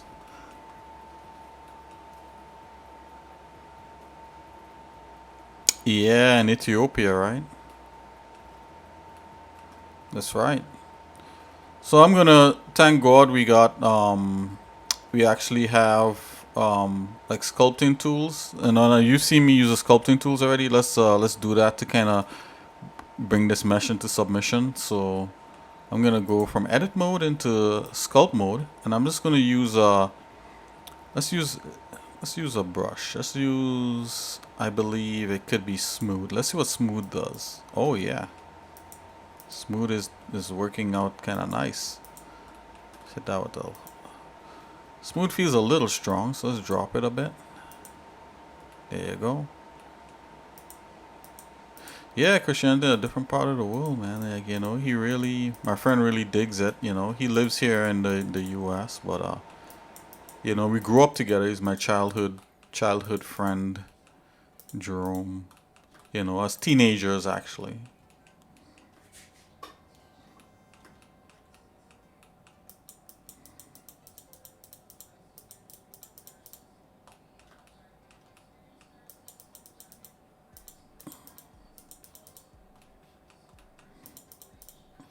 Okay, guys, I'm trying to just get the volume, so we just represent what he's trying to do with the hair here a little bit.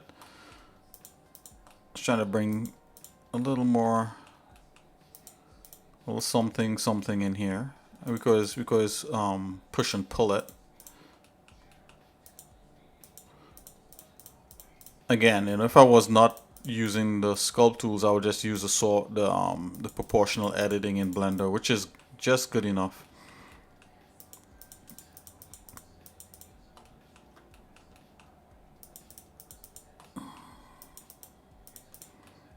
It's getting like a shape of some hair. So I think this is what he was going for.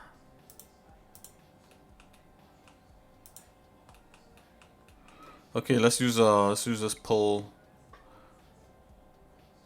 this grab tool here.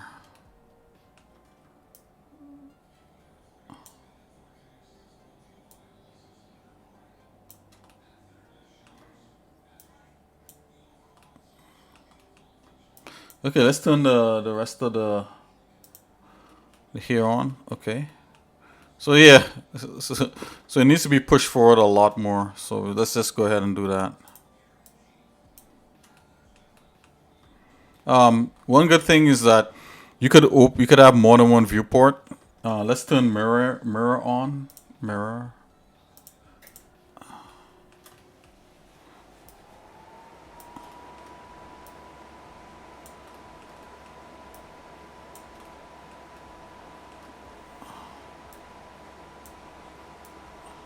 I'm gonna go back into using proportional editing because using the sculpt tools feels a little bit like cheating.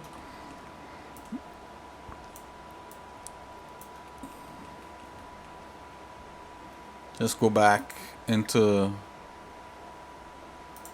edit mode and let's turn on proportional editing. Right here. Okay, so now we could do some stuff. Let's grab.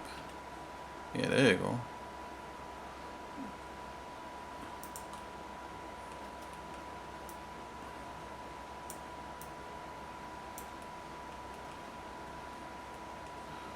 And let's just view over here.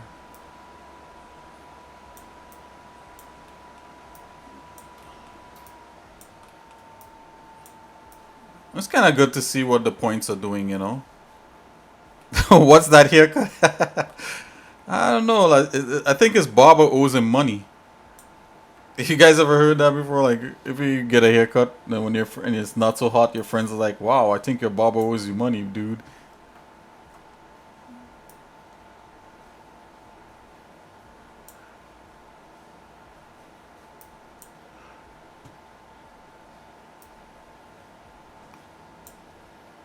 You think of disco? Yeah. It's supposed to be kind of like, it's supposed to have curly hair. So I'm just doing a volume. Yeah, it's kind of like an afro kind of thing, but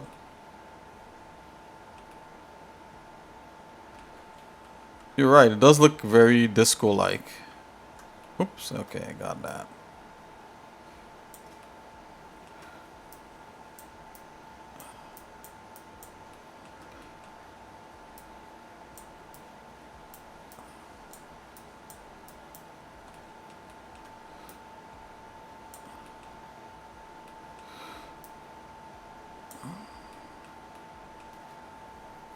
Well, well, I haven't seen anything else but black people with this haircut, if I'm right. Oh yeah, yeah. But you remember in the 70s where also had a lot of white people with what they call, I think they call it a perm, and it's kind of like to get their hair kind of curly and they do it in kind of like the poofy afro style. You know what I'm talking about. And they wear shades and stuff, and they look, like cops in the 70s and stuff. Some had long hair, some had kind of like this poofy afro hair. Yeah, yeah, yeah, yeah.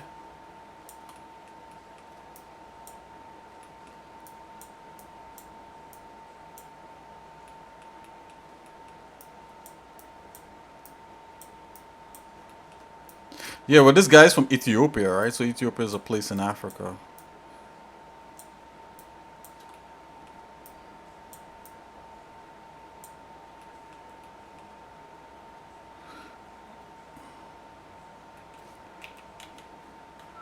This is the character that my friend invented.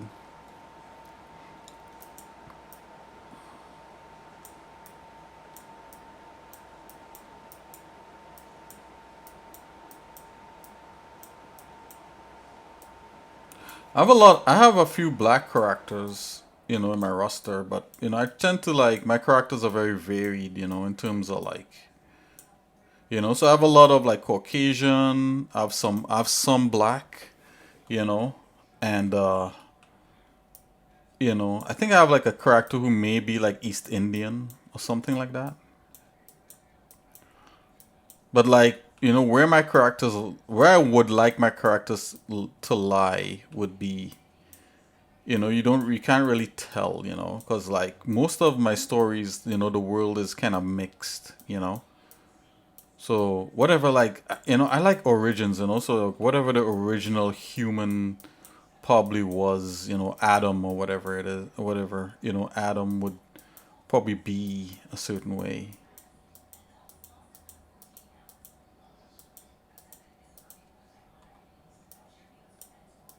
'Cause Adam has to have every race inside of his blood in order for, you know what I think about that.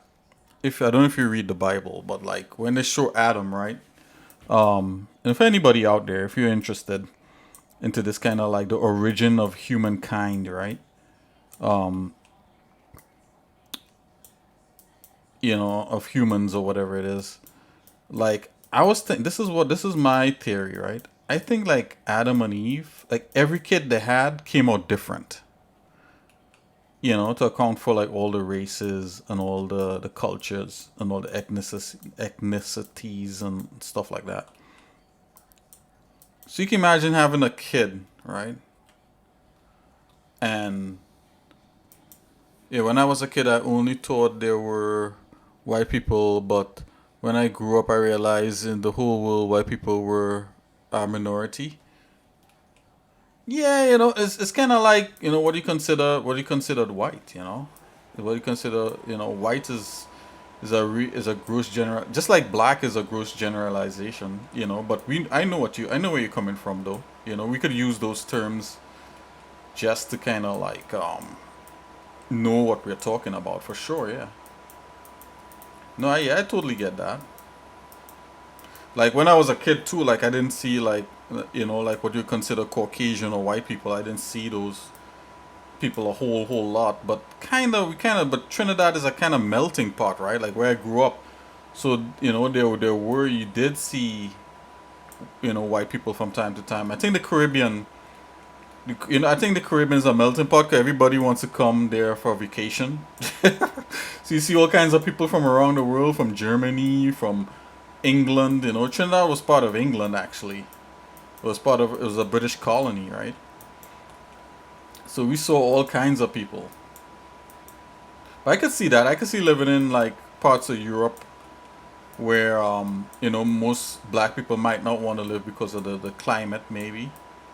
Because I know being a black guy myself, I could tell you this though, that winter is a lot harsher, you know, on some black people.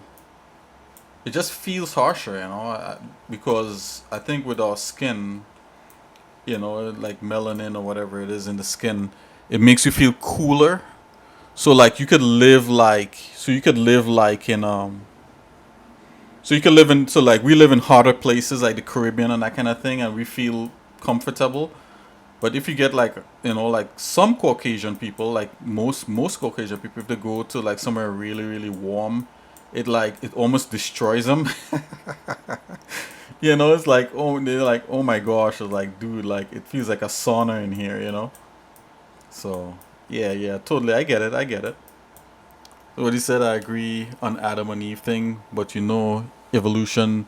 Maybe some people went to the north, like us Finnish people. Yeah, and evolution, yeah, made them white. Yeah, yeah. I understand where you're coming from. Yeah, that too, right? It's like they call it adaptation, or they call that what is it? It's macro evolution or something like that. But yeah, totally. Right.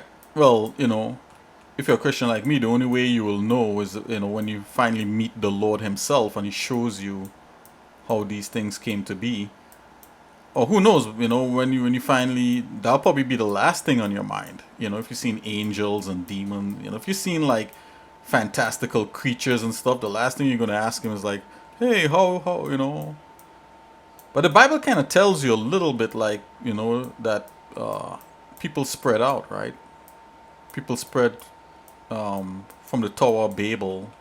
I don't know if you ever heard about the Tower of Babel. Like people spread from that region into many different regions because they all stayed like somewhere in the Middle East, right? And that's kind of like what scientists are finding with their archaeology and stuff. Like they kind of originated somewhere in Africa, kind of like the Middle East, and then they kind of like ventured out. So the Bible kind of tells you that. Yeah. So all this stuff is interesting. I'm not really one. I didn't do a whole lot of research in that stuff. I mean, I don't really know a whole lot. I just watch TV, Discovery Channel, watch YouTube, you know, um, and stuff like that. It's all theories.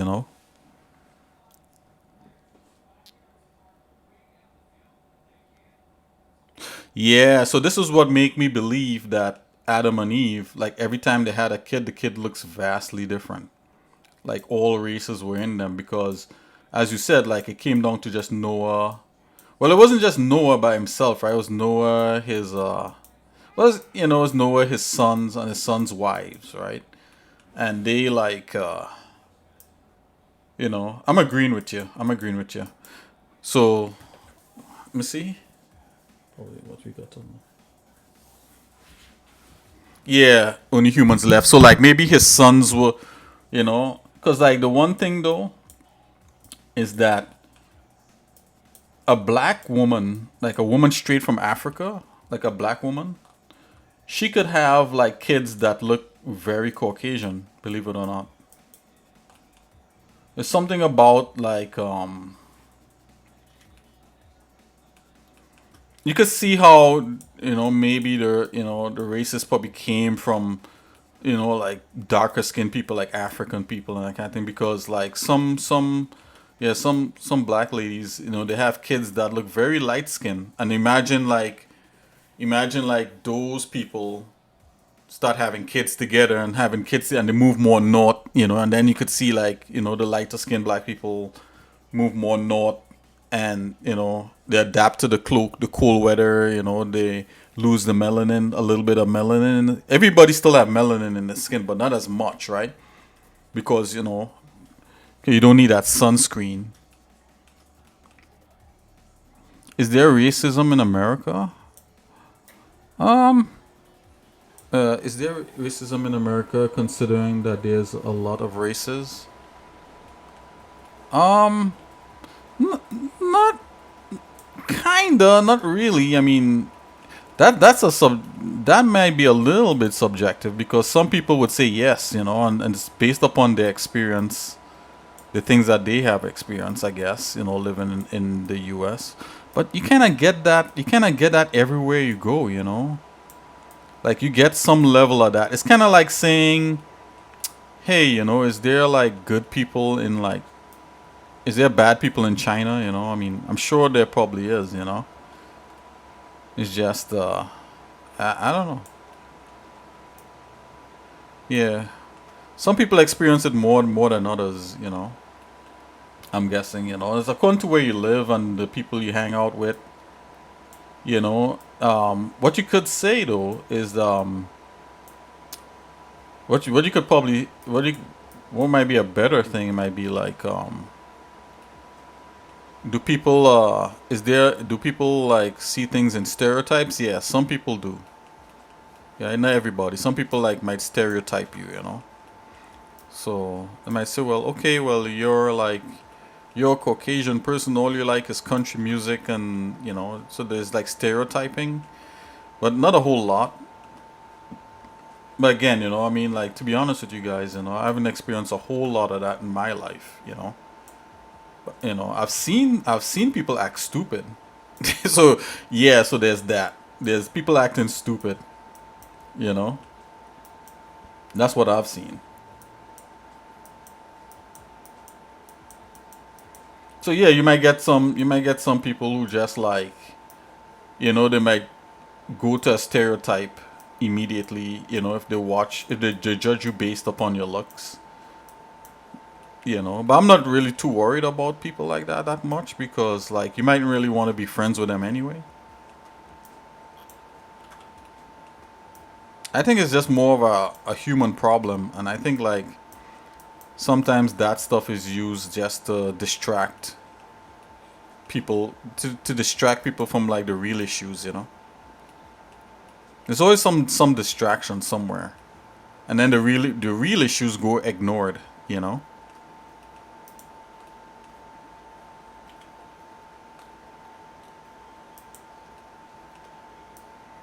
Yeah, I wouldn't say a whole there's a whole lot of that over here, but I think it's just based upon you could see things through a lens, right? I could give you like a small example, and I'm not really trying to throw anybody under the bus, but like I worked in an architectural firm, right? And you probably hear me say this like a bazillion times, right? So it's mostly Caucasian people there. Is there only Caucasian people there? No. There's I'm sure there's people who have like Spanish heritage in them. I mean, like I work with one guy, he was from Puerto Rico and stuff like that. I'm pretty sure some people had Mexican heritage in them, and ancestry and all that, however you want to say it, like culture or whatever, the Mexican stuff, or it might just, and it had a guy from Ghana who was an engineer and stuff like that. And one day, someone came to me and was like, "Hey Nick, have you ever experienced any racism and stuff on the job?" And I was like, "Not really." I was like, I haven't. When I say not really, like I know there's people like we work with engineers, right? So like sometimes you might get people, they might come across mean, right? Or they might come across unfriendly, right? But then when you get to when you get to see them for a while and know them for a while, you realize that's just how the person is with everybody. So like I'm kind of hesitant to say yeah there's racism, because sometimes that person, it just acts that way with everybody, and then some people you could tell that they're judging you based upon maybe because you're black or something.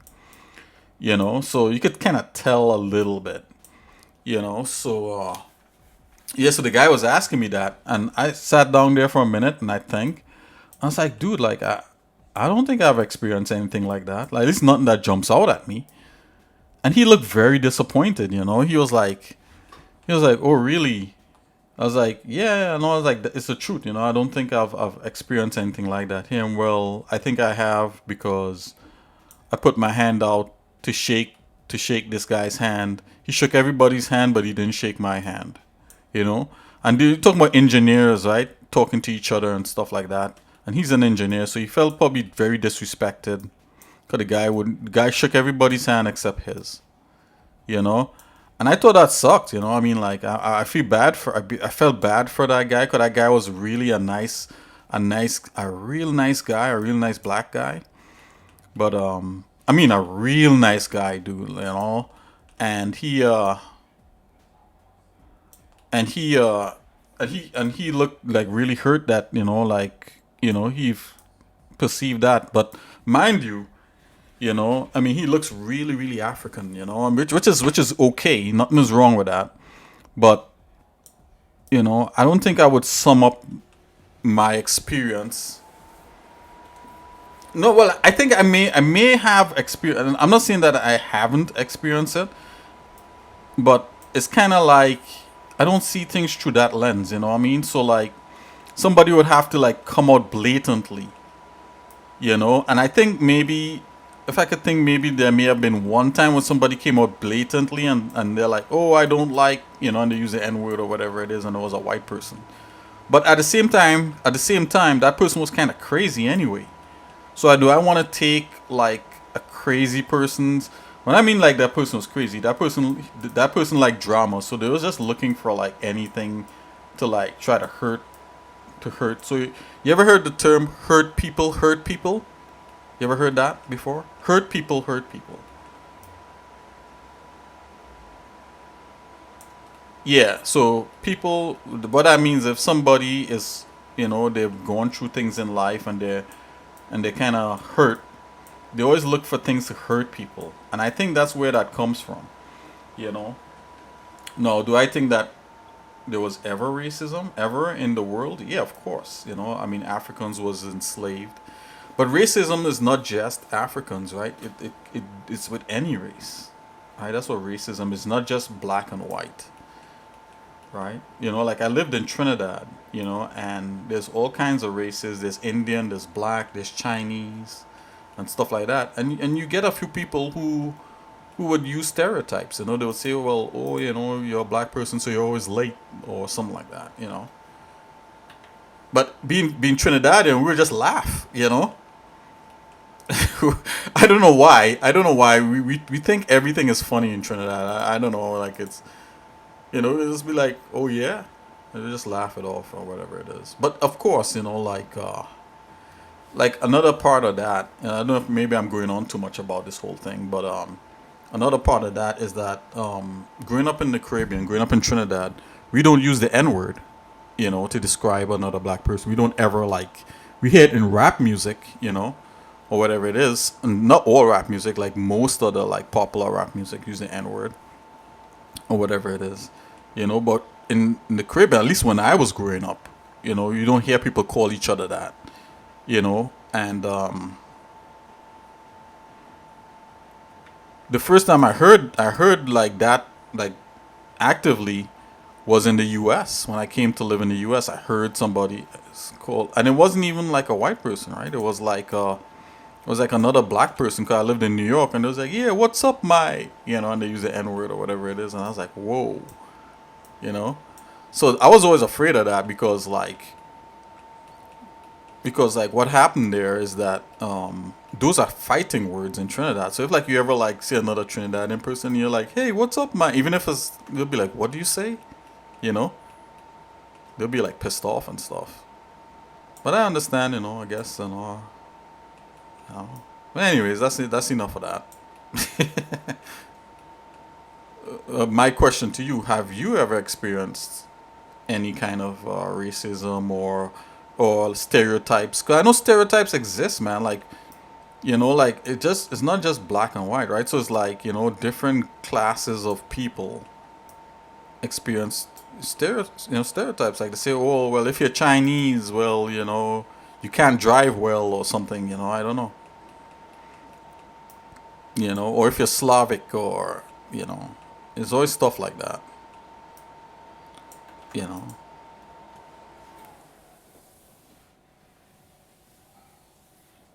They call him a ghost and a snowman.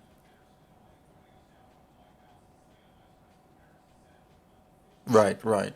I think you know what the funniest thing? Unless you're a tribes person living in a hut in the Amazon, I think just by virtue of like television and the internet, I think everybody knows the races on Earth by now.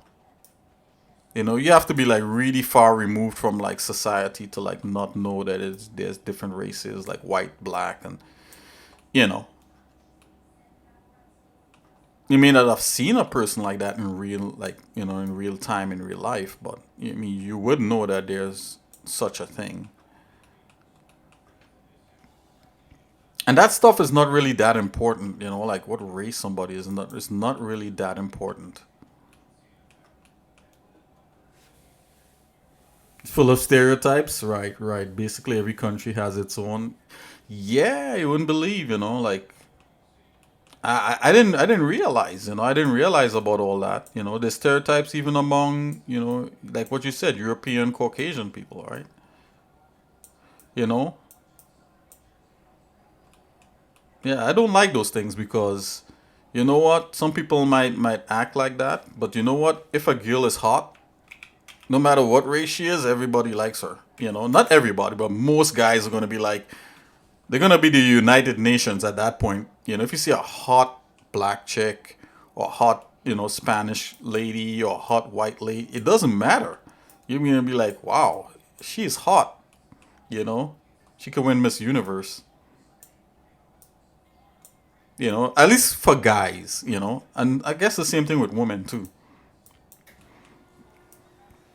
You're gonna be like, whoa. And at that point in time, you're oh god, whoa, what are we saying, guys? Thank God the stream is not overly popular in today's climate. I don't know.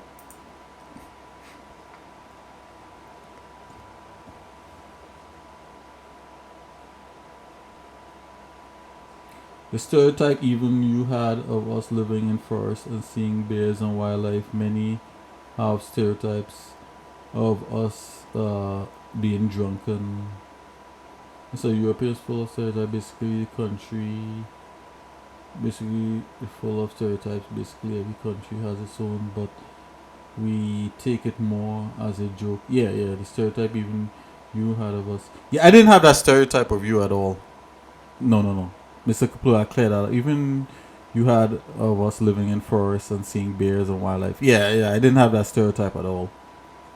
I was just saying that that's that because I was just saying that because I know there's a lot of like bears and stuff and that kind of stuff up more up that side because the thing is like you guys on the same almost on the same line as Canada, and Canada has a lot of like certain types of animals that like to go that's like up on that side. that's all I was saying. But I didn't have a stereotype of that at all. Many have a stereotype of us drunken. Yeah, yeah, yeah, yeah. Yeah, yeah. You know, stereotypes is I don't know. I don't know. I I think it's one thing to laugh at something like that. You know, there's a guy. There's one thing to laugh at stereotypes. Yeah, I think Canada might have grizzlies. I'm not sure. I'm not sure. I'm not sure. Yeah. So yeah, I'll take your word for it.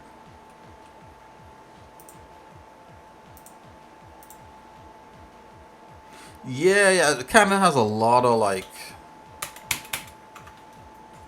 Wolverines and stuff. Like in Canada. Stuff like that. You don't really get. You don't really see that much when you get what they call the lower 48. So that's all I was saying. I wasn't making a stereotype at all.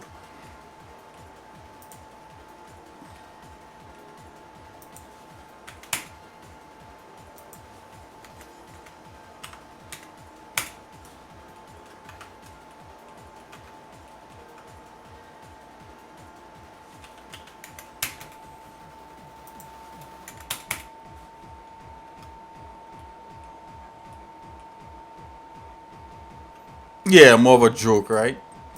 Yeah, so like if you ever, I don't know if you ever like checked out Dave Chappelle. So like Dave Chappelle is an American comedian, and he makes a lot of like jokes about stereotypes to do with different people, like but especially like black people and stuff, right?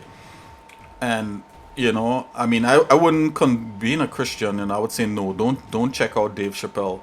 But I mean, I did, and some of his stuff is very funny. And it's funny to laugh at the stereotypes. And even he himself says like, okay, even though I'm doing these jokes and stuff like, you know, some of this stuff is funny. This is what Dave Chappelle. I remember Dave Chappelle said this. I don't know if you know Dave Chappelle, the comedian. He's like, this stuff I'm saying here is funny, but it's not a reason to hate somebody, or whatever it is. And I agree with him. But each place has a different kind of thing. Like America, like what they like to say about like American black people, or just most black people in general. Like say, oh, we like to eat like chicken, like fried chicken or something like that. You know, and then like Dave Chappelle was like, fried chicken is delicious. No, no, he was like, well, they say like black people like to eat like fried chicken and watermelon and stuff like that, right? And then like Dave Chappelle, he made a joke of it, and then he was like, and then he was like, then he was like, that stereotype is funny, but it's not a reason to hate somebody. Come on, like he was like that. He says it's funny, but it's not a reason to hate somebody. And I was like, yeah, yeah, that's true. It could be funny. Even as a black person, you laugh at that stuff, but it's not a reason to hate somebody. At that point, you're like, you know, you need to get your head examined. You know, because we're all just human in the end. And then chicken and watermelon is delicious, right? I mean, Not everybody likes watermelon. Like I know my wife doesn't really like watermelon, right? But she likes fried chicken, and she's not black, you know. So yeah. So these things might be funny, but they're not reason to stereotype people and stuff.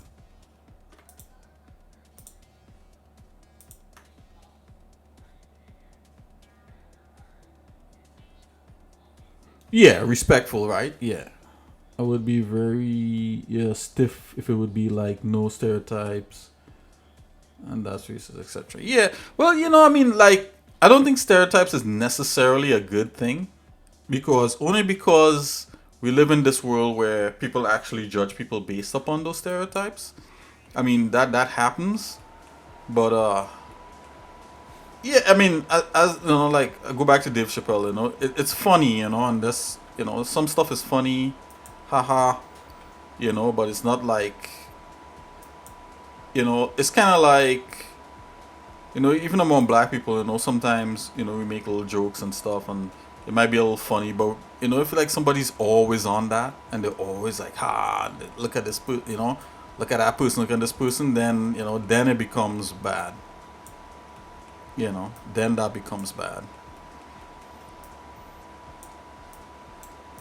They're always like, oh, look at this person and that person, and, no, no, no.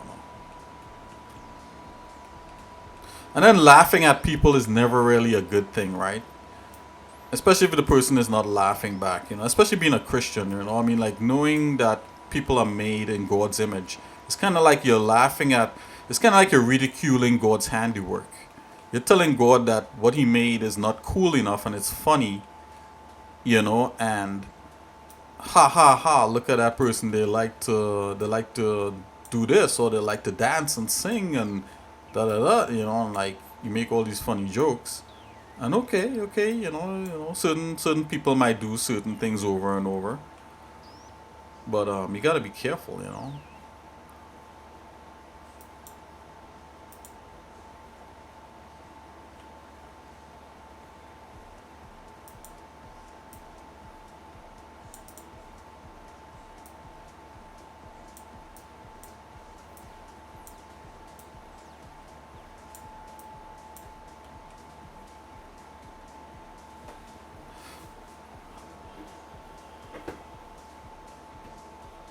good like a foreigner can't say, aren't you Finnish people playing hockey? Very good. It's a good stereotype. Yeah. But that'd be more of a virtue, But I would call that more of a custom, maybe, or something like that. But to put this topic to rest, I mean, we shouldn't probably be talking about this right now, Mr. Kaplu. We could probably talk about this off stream, I always like to keep the stream about art and about 3D and that kind of thing. Oh, I see. I need to train my English more. I could tell this one joke about stereotypes though. You want to hear the joke? I could tell this one joke. Most people find it funny. It's one stereo. Do you want to hear it? It's like, oh no, Nick is gonna hang himself. No, no, no. This is a good joke. Check it out. Right? So this is a joke I heard. Right? I didn't make this joke up. So there's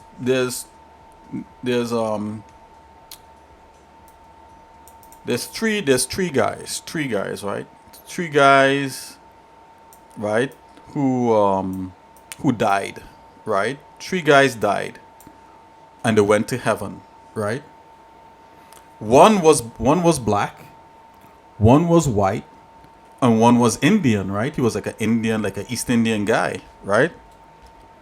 So they're all standing. So they're all standing there, waiting for Jesus, waiting to meet Jesus in heaven, right? So they died, they went to heaven, and they're waiting to meet Jesus. So the Indian guy was like, man, I think Jesus might be Indian because, like, all the other stuff, all the other stuff was like some version of his deity or whatever it is, and that kind of thing. We think he might be Indian. And then after The white guy would be like, nah, nah, nah, nah, he's not Indian. He has to be white. Haven't you seen those paintings that Leonardo done? And, he's always depicted as white, right? This is what the white guy is saying. Right? And the black guy was like, nah, both of you guys are wrong. He has to be black, right? Because he's from the Middle East, and that kind of thing. And, he's probably more like, he's probably more like Jewish. He probably is more African. Jesus is probably black, right? So each of them like thinking Jesus looks like them, right? So finally, the angel is like, okay, here comes the Lord, right? And they're like, oh yes, we can't wait. So Jesus finally appeared and he said, Konnichiwa. Get it? That's a joke.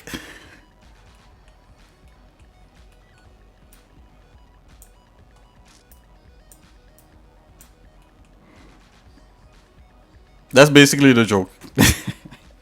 Basically, the joke was about, you know, everybody's made in, everybody's made in God's image. So, you know, that's basically what the joke was trying to say. Yeah, basically he was Japanese. Because he could change he could change he could change the way he looks. So yeah.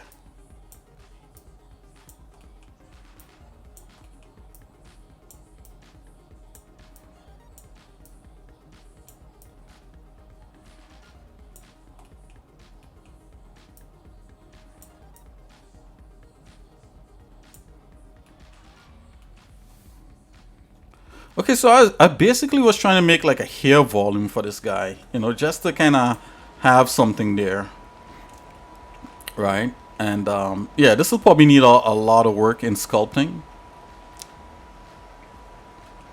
to kind of get proper.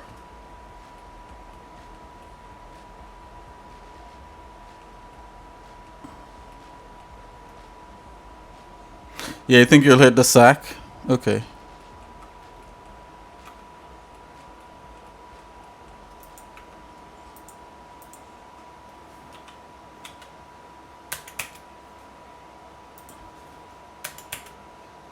Yeah, thanks.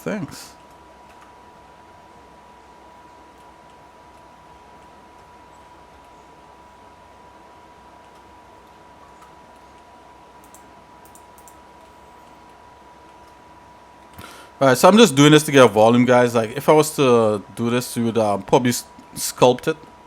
Because I'm thinking, like, instead of using like actual hair, the hair plug-in and all that sort of stuff, which we could do. I'm thinking my friend might want to make this guy into a toy. So we would probably want sculpted hair.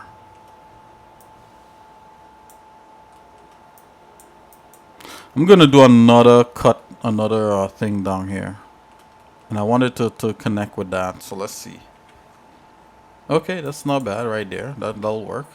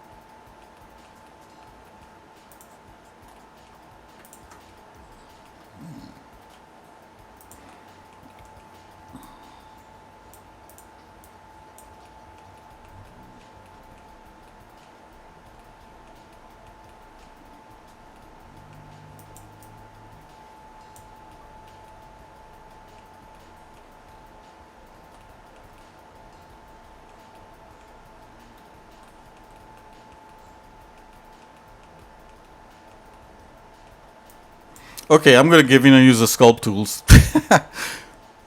Well, we did a good bit with just using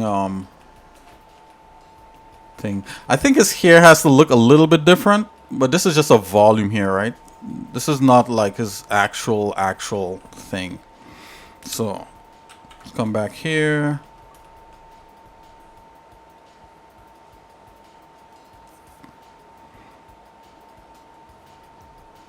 I think here has to be a lot thing, but let's jump into a lot narrow.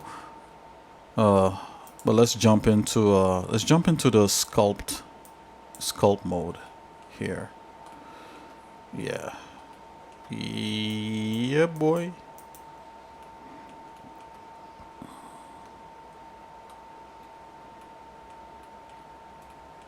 Okay, you gotta pull this out. Oh, yeah, we have grab. So let's grab that.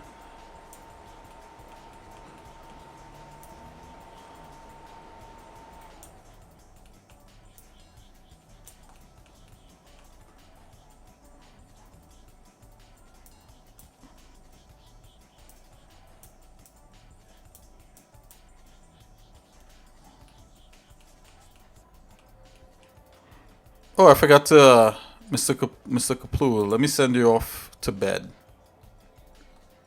with some Z's. There you go. Have a good night. Nighty night.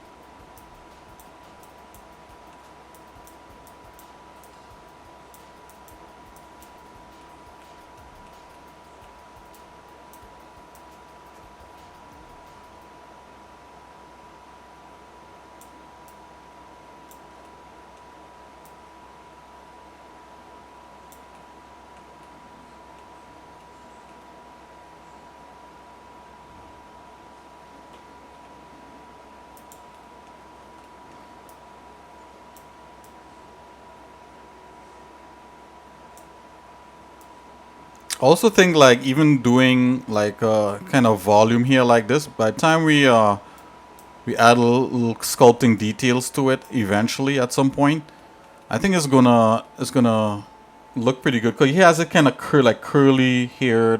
It's kind of like curly locks that goes up. That's how I'm interpreting that. But I could talk to Jerome and find out exactly what it is. Let's bring this in a bit. It looks a little wide. I'm gonna bring it in to look a little more round. It looks wide because there's no back part to there, and I'm wondering, like, I want his hair to be like that, but I don't know.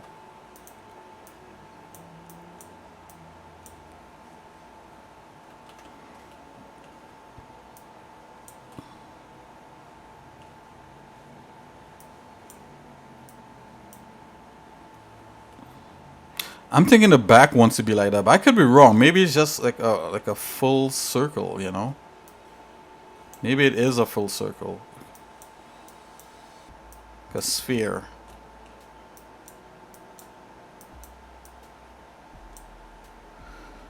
Oh boy. As much as I wanted the back like that, I'm going to have to try to bring it close. Because I know like most artists, like once they draw something, they kind of want everything to look very much like it. And I don't blame him.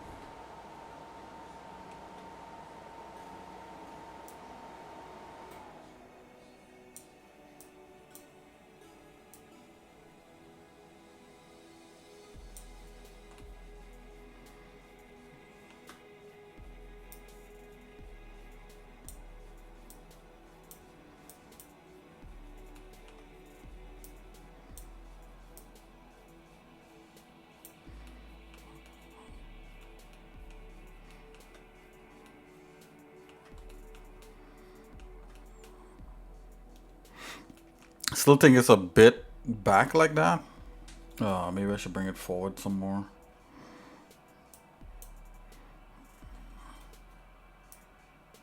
Yeah, let's do that.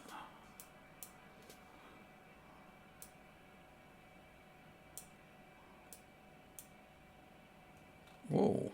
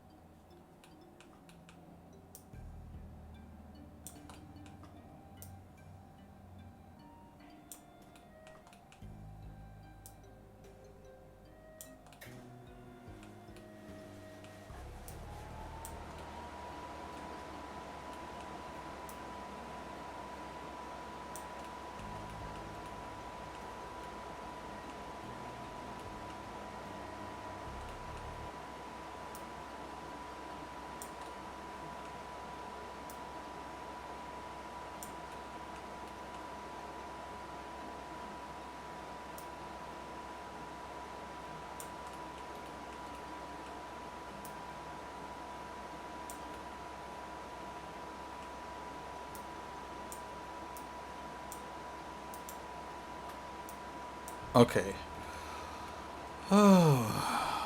Let's see. It's a Friday afternoon.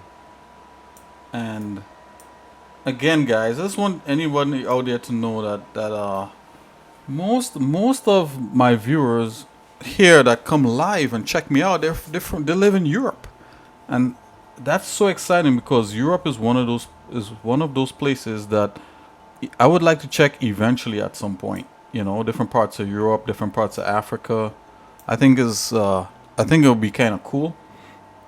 I had friends and family that visited different parts of Europe and Africa. Like my one friend here, who I'm doing this book for, Jerome. He visited Ethiopia. You know, and he loves it there. You know, I know I had a sister who actually you know wasn't who visited France and different parts of Dubai. I don't know if my sister, I don't know if she went to Germany. Maybe she did. I'm not sure. You know, I would like to check Norway if it's possible, if it's even possible to check Norway out. I think that would be pretty cool. And you know, like Mr. Kaplu was talking about Finland and being Finnish and stuff. You know, that I would love to check those places out because you know you get to see like a different all different kinds of cultures and food. You know, I'm not gonna lie, guys. I'll probably be mostly checking it out for the food. Uh, you know, I like to try different foods out. Like growing up in Trinidad, we tried so many different kinds of food. It wasn't even funny. You know, we had like of course, you know, we had African influence, food influences. We have East Indian fluid in food influences, and then after we had the British food influences. And believe it or not, some British food is really delicious. Like there's a lot, you know. I think the sandwich wasn't that invented with like the Earl of Sandwich or something like that. That's nuts. He named the thing after himself, the Earl of Sandwich. Who would have thought? You know, and a sandwich is like one of the most popular things you could eat. You know, I love that stuff. I love different kinds of sandwiches. And I was thinking like maybe one of these streams, I think the last in one stream I actually showed myself making, I think it was curry, right? You know, Caribbean curry, you know, which is influenced by the East Indian immigrants and East Indian people that live in Trinidad. Not immigrants, but just people that live in Trinidad. And yeah, you know, I would like to check more of that stuff out because that stuff is fun, is delicious. Yeah, man. You know, I know there's a few people from Italy also that checks out the stream, and one of my friends there was telling me about some really there's some really delicious Italian foods, including pizza. You know, yeah, all that stuff is fun, man. I'm more a student of the world. You know, I like to check things out. You know, if it's possible. You know, I know some parts of the world might be a little bit hostile. At least that's what I heard. But it would be nice, you know, if like if things weren't hostile. Like if you could go, you know, like different places and not feel like you might be threatened or something like that. But just to check the place out for its culture and for its food, you know, and to see different modes of life. You know, coming from the Caribbean, you know, I lived a different mode of life compared to how I live here in the US. Is it vastly different? No, it's not vastly different. Just, you know, small things here and there. You know, like the one cool thing about America that I like is I like Thanksgiving. I think it's cool. You know, where the I think it's based on the history where the Indians helped the Pilgrims, you know, survive in the American wilderness and stuff like that. So there was kind of like Thanksgiving or whatever. But people have different, you know, I mean, that's a whole nother kettle of fish that I wouldn't get into. But But I just like the turkey, guys, basically. I like the turkey and stuff like that. You know, even though Jesus wasn't born technically on December 25th, I still like Christmas. I like the idea of Christmas, celebrating the birth of the Savior, you know. So I tend to try to look at things from those points of those kinds of things, being a Christian guy, you know.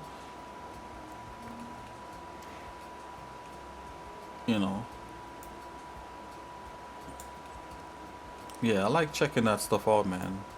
So if you normally watch the show and that kind of thing, let me know. What's your favorite food? What culture do you think is interesting? Like my friend here, Jerome, the guy who I'm doing this stuff for, he loves Ethiopian culture. But Jerome wasn't born in Ethiopia. He was born in Trinidad because he was, you know, we grew up together as teenagers, as friends, you know. But something about the culture in Ethiopia really speaks to him. I don't know a whole lot about Ethiopia compared to my friend, but from what he told me, it sounds very interesting. You know, the fact that they have Christianity there, like what Mr. Kaplu pointed out, is kind of cool. Not bad. You know. You know, I would have liked to check India a little bit. You know, India does look pretty intense though. You know, like it'd be like, well, you always see people moving around and a lot of the videos. You know, is very busy. You know, it looks very busy. India does.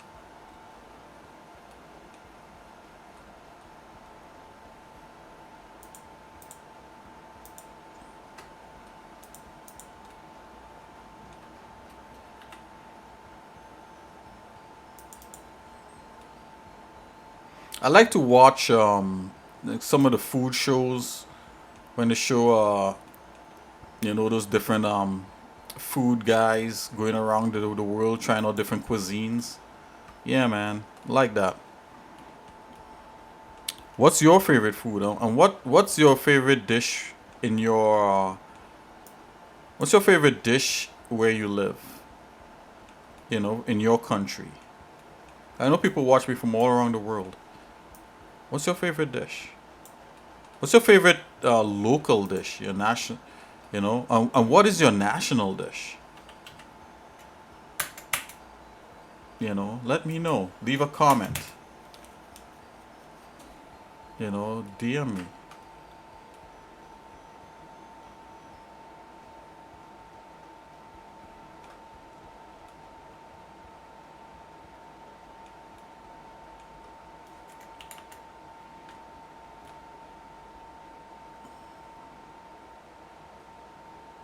Okay, guys. So I'm trying to get like his hair to look like something, and I'm coming up with this kind of vibe. I kind of don't like it that much. Maybe this needs to come front forward a little bit more. Let's yeah, it needs to have a little bit of a peak. And to make it look a little more natural and straight. It also looks straight also.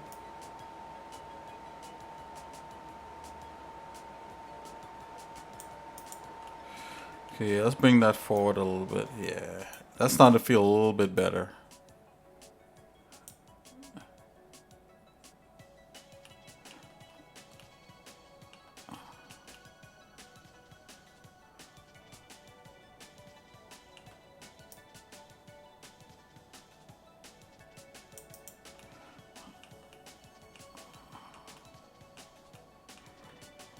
Okay.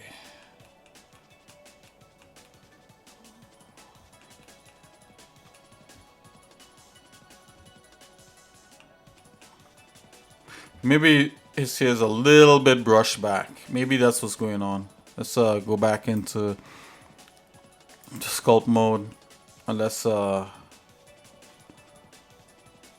brush his hair back a bit. Let's just kind of smooth that out. Yeah, that's starting to feel a little bit better, guys. And I'll do that right here. Oops, a little too much on the peak.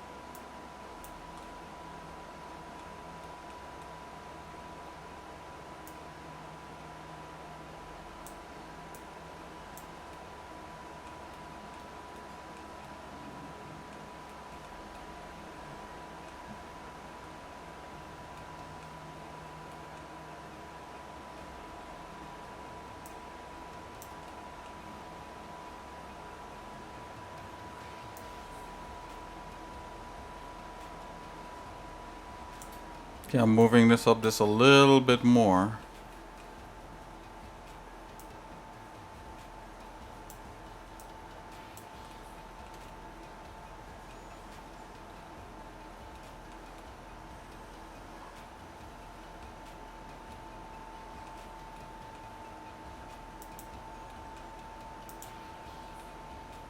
Okay, that's starting to feel a little bit better.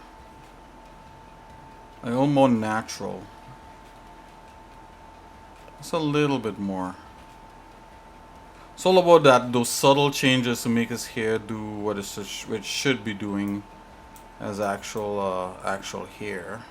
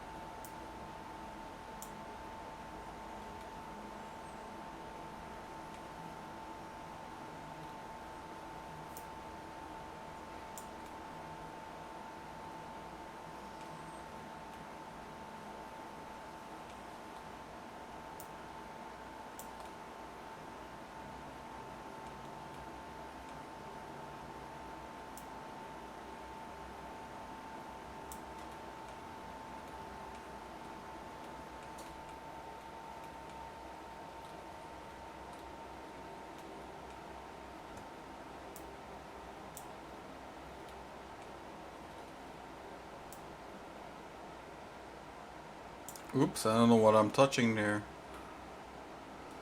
Okay, let's leave that alone. Okay, so we kinda got a shape that could kinda work. Right? It's not perfect, but it'll have to do.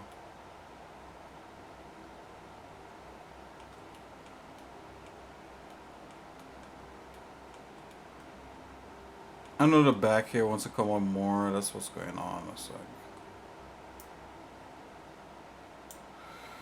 yeah, the back here needs to come out more.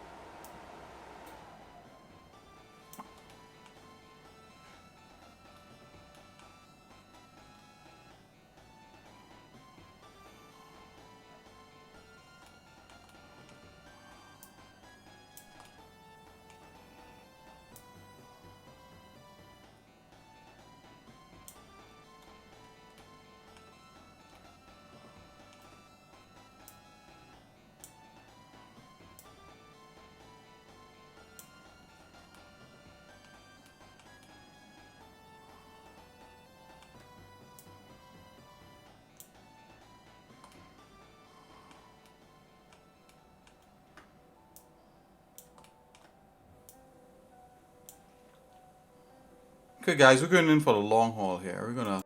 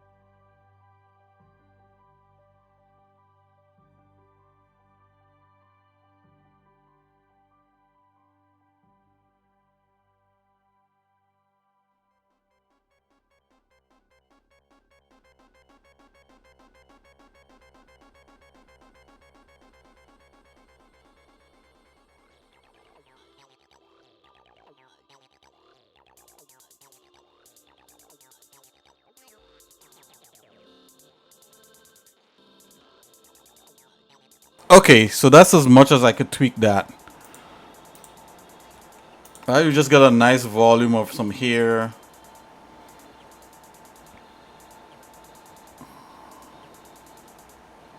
For now. For now, guys. Still. Oh, not bad, not bad. Let's go ahead and select that. And let's scale that along the X. Oh, we got proportional editing on. We got to turn that off. Okay, turn that off. Scale X. Scale. Oh, okay.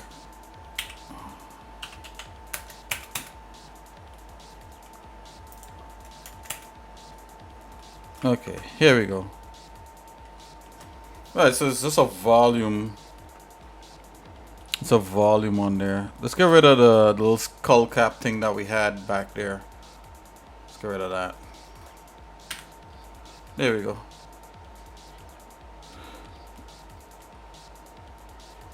So he's getting there. Another thing people would do is to kind of create like eyebrows, kind of the same way. So maybe we can do that just to see what things might look like.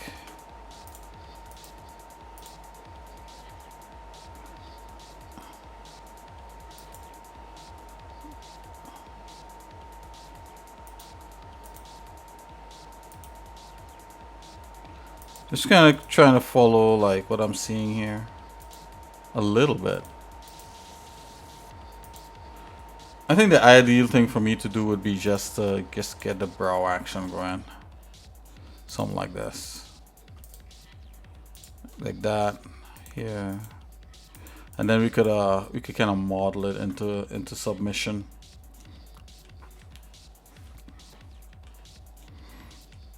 Oh, okay.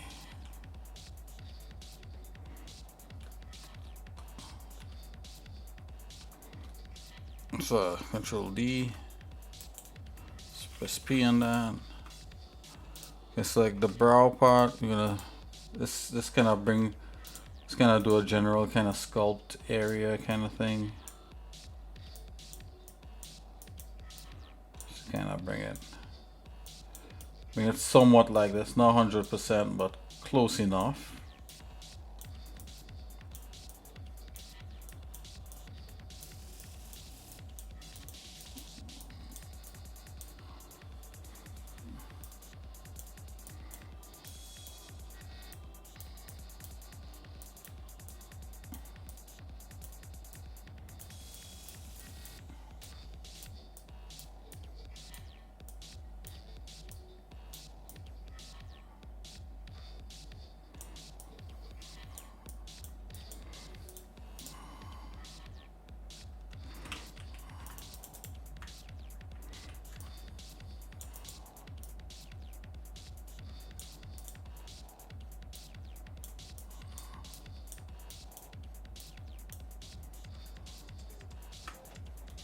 Okay, I'm gonna add like I'm gonna have the mesh deform on there.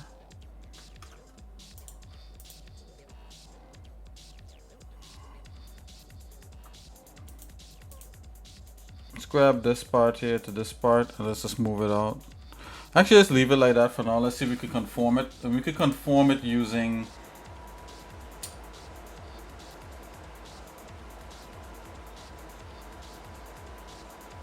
a shrink wrap.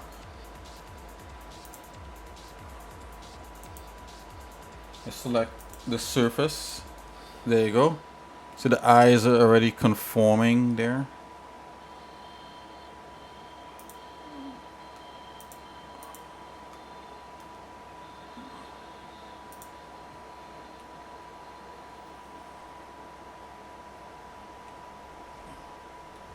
So that's not too bad.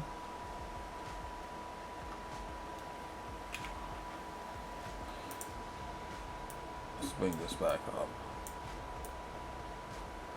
Let's try to bring this around. I'm trying to get it close to the drawing as possible. Let's subdivide this right here so we could get it to wrap around. So he has it. Might be a little bit, the way Jerome has it, might be a little bit much, but we'll see how it looks once we're finished with it.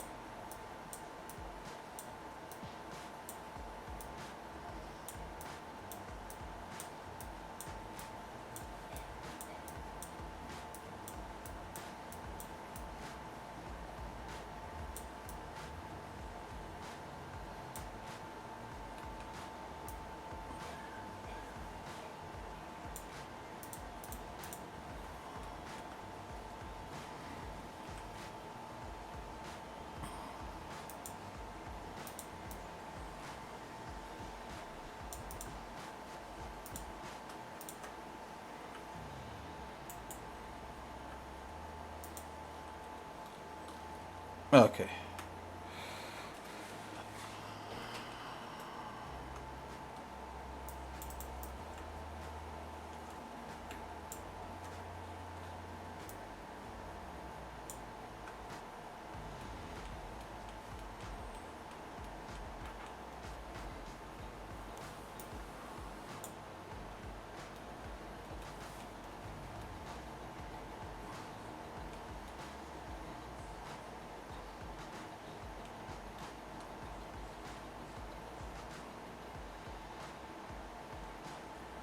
So yeah, that's subject. Stick with the shrink wrap.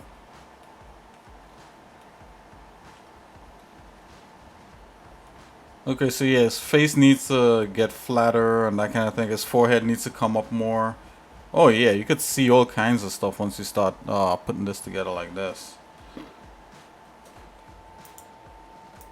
I'm just gonna apply everything here. Let's get rid of the mirror.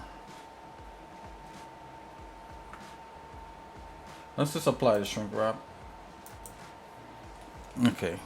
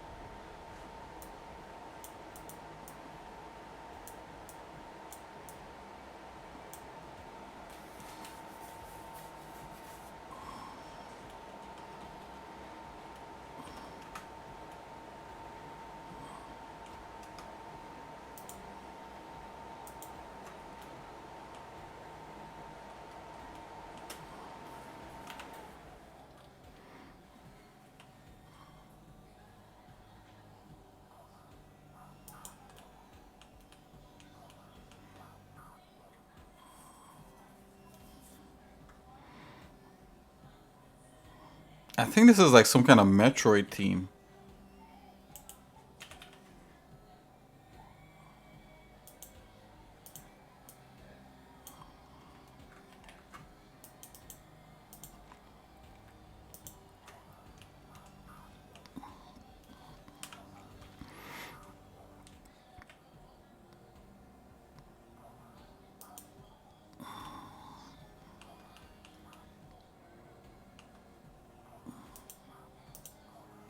I need one more split here.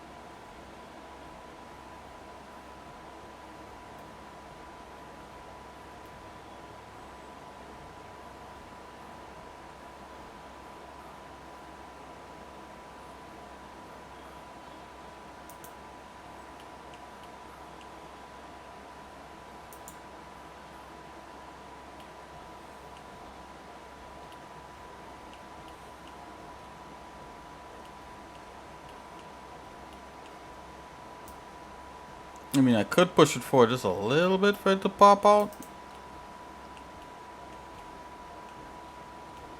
Yeah, but all of a sudden it looks weird, right? I mean, because there's a lot of things that still needs to happen. That still need needs. That's funny. A lot of things that still need to happen, right? And just even adding the eyebrows, you could see how things should look.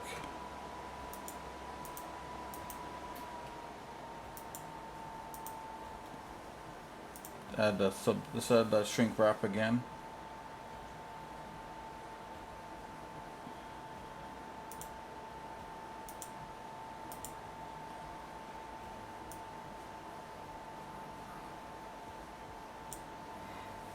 Oh, this is the one time I wish there was some kind of like edit. Does it have an edit modifier? Maybe the mesh cache, that's what it does. Anyways, guys, I don't know. Oh, wait a minute. Is there a weight? Hold on here, edit. Weighted normals. Vertex weight edit. Wow.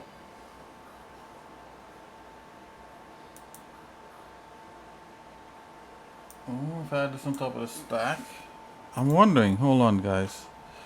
Wait a minute, but shrink wrap does have vertex weights already. So you know what? Hold on. Hold on. Hold on to your horses. This might be kinda epic. We just want the outer edges to be shrink wrap. Like so. Let's go in here. Vertex group. Assign.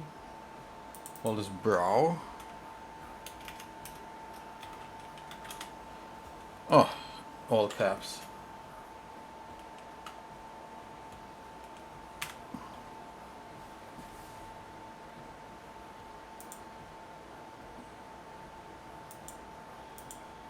Oh yeah, it worked.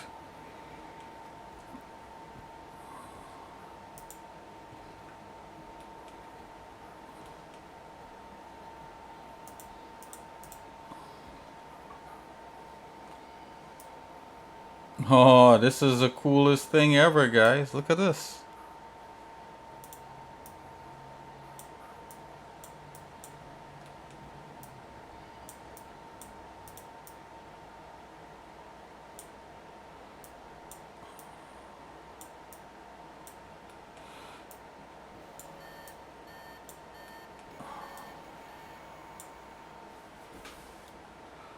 Uh,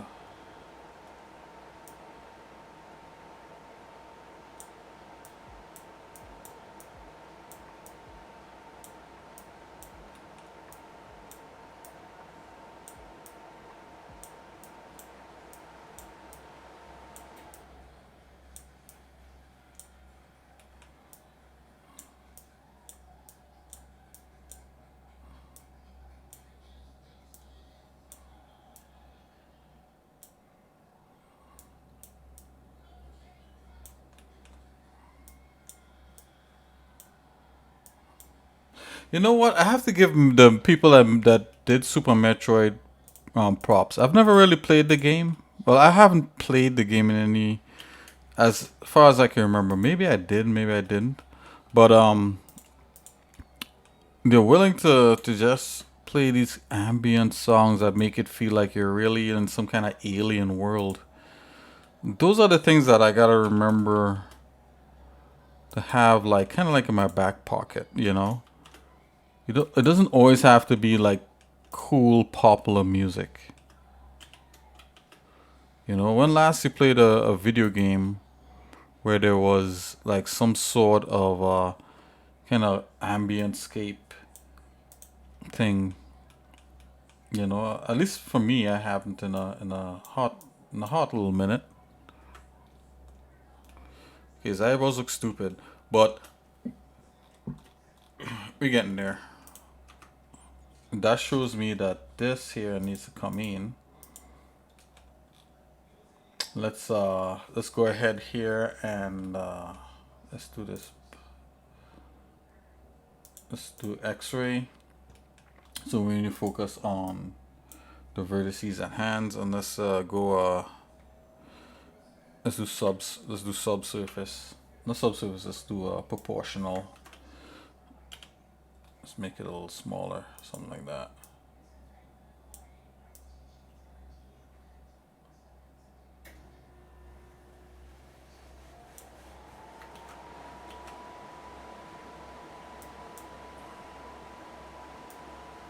Oops, I think I'm really dragging his eyes there, so grab.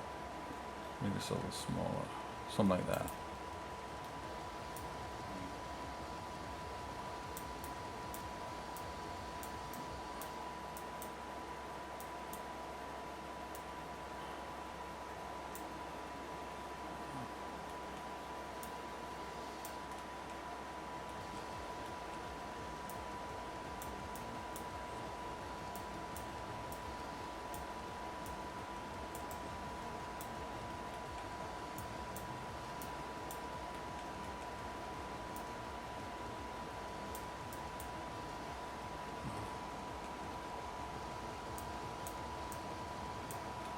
Okay, we do.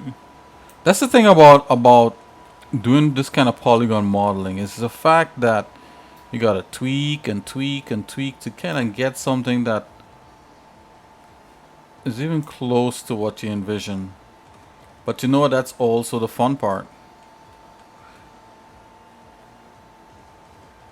So you'll see this kind of polygon modeling these days now reserved for like hard surface modeling. Which it should be, you know. It should be reserved for that. Okay, so I gotta do stuff to his eyebrows and do stuff. I mean, I just put that in there.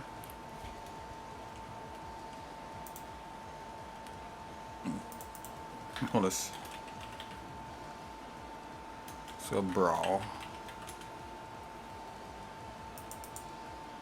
Let's call this here.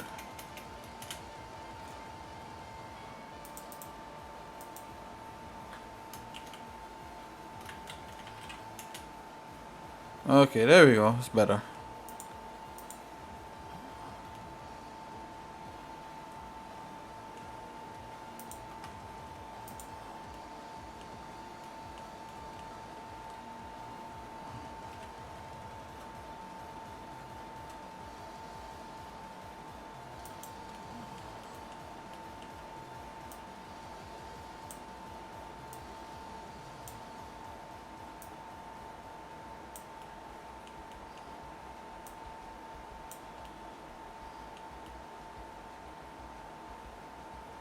So maybe I think I would try my best, guys, to see if I could get Jerome to come on here and talk about his character. You know, it's so interesting that you know, with you know, with the with those in chat there that the topic of race and stereotypes kind of came up, and that kind of thing. But this is cool, to be able to to have an intelligible conversation about that stuff a little bit. I know that stuff is taboo nowadays, but it's good to know that we still acknowledge ourselves as human beings, and we celebrate our differences, or good differences, right? The good things.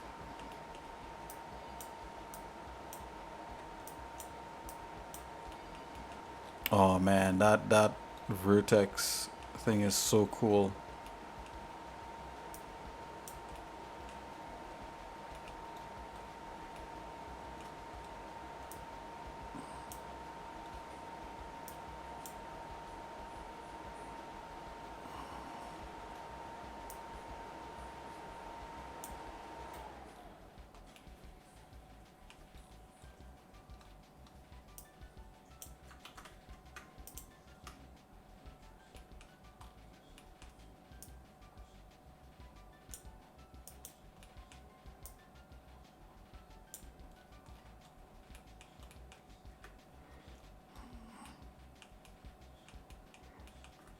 Okay.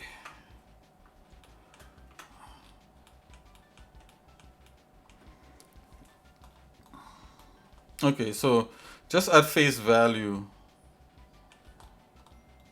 Hold on. Yeah, so there's things that need to get done.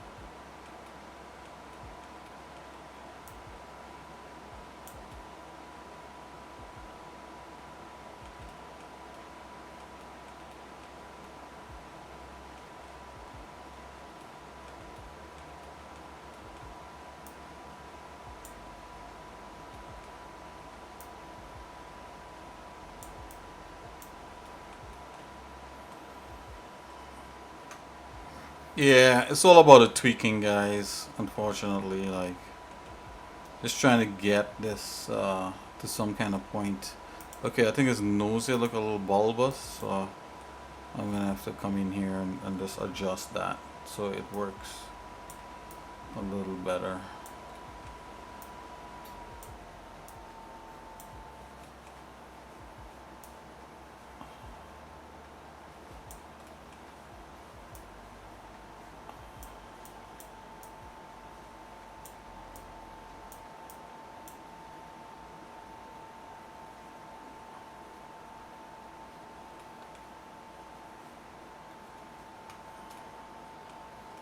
Yeah, that feels a little bit better. Yeah.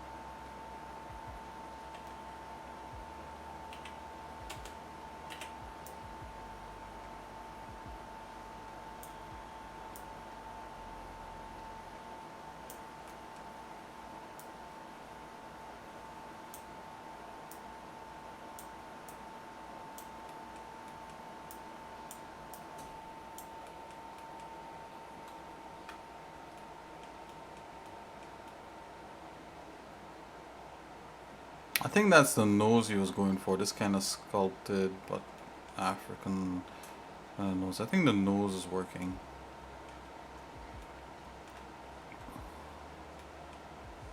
I think the mouth needs a little bounce. And let's see if we could bounce it. I'm trying to get the character to look close at this point, close to what the artist envisioned, right?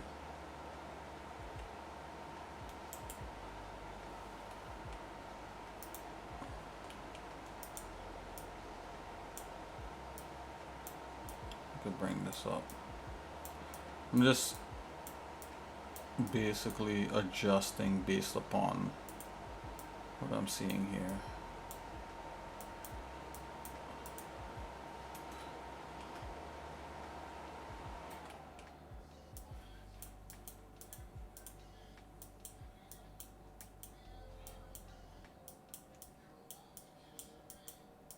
Oops.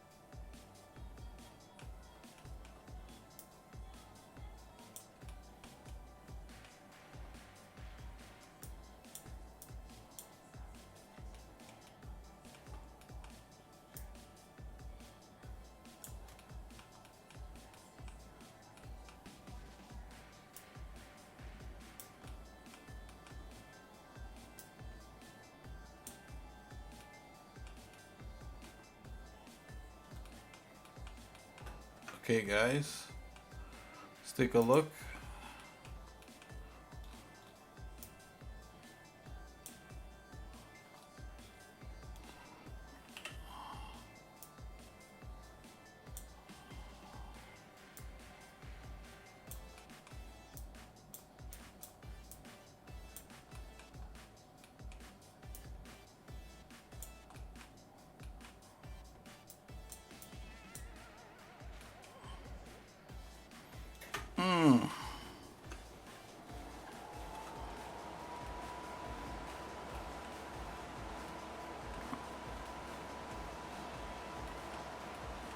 Okay, that kind of brings it a little bit closer to what it should be.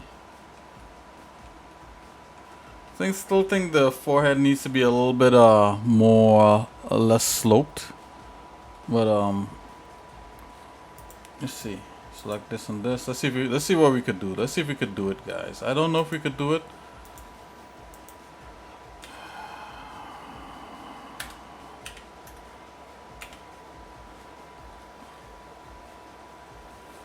So we could affect the forehead. I don't know, guys. Might be doing something.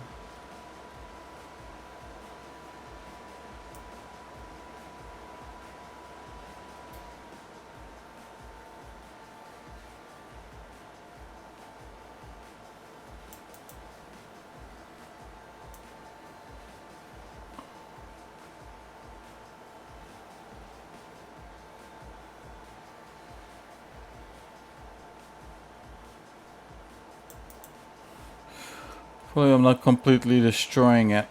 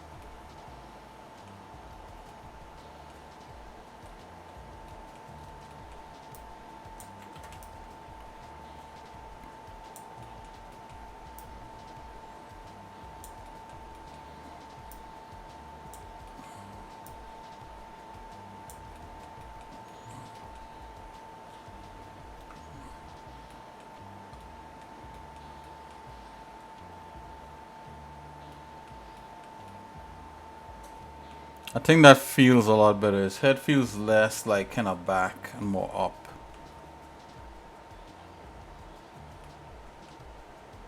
Yeah, and it's like his face needs to be kind of widened out, you know?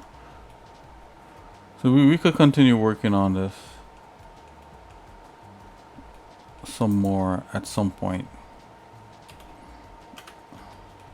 I think I might grab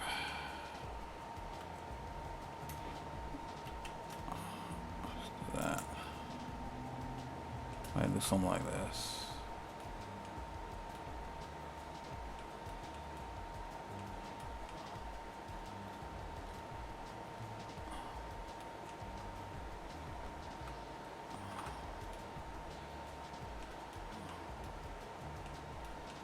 Save this. Okay, guys.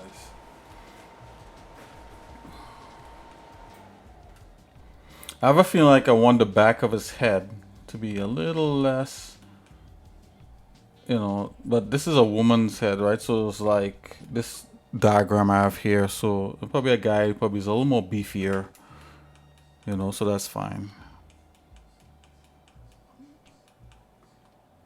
Let's hide the here. Got the head. Oh, look what we did with the head. That's interesting. It's okay, guys, because we do have hair. This is an oddly shaped head. We'd have to bring the rest of the head out to match with what we're seeing here. But let's put the hair back. Right, it looks fine. Let's hide those.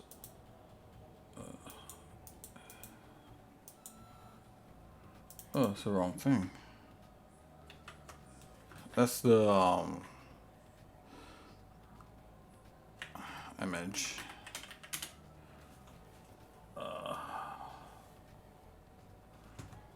What's the eyebrow?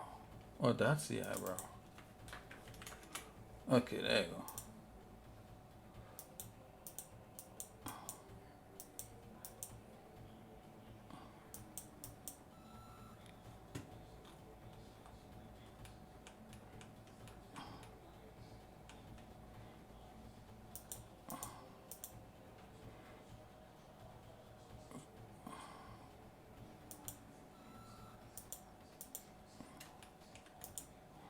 Turn off the subdivision surfaces in the viewport.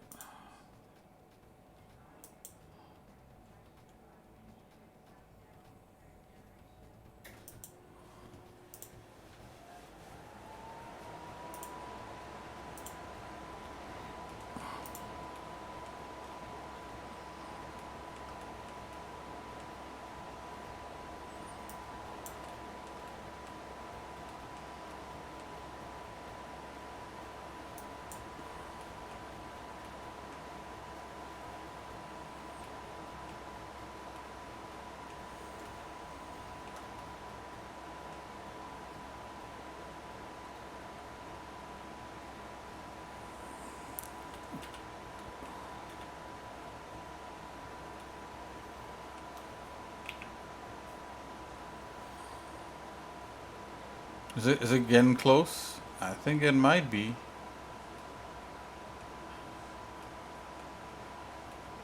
They might be twinning. uh,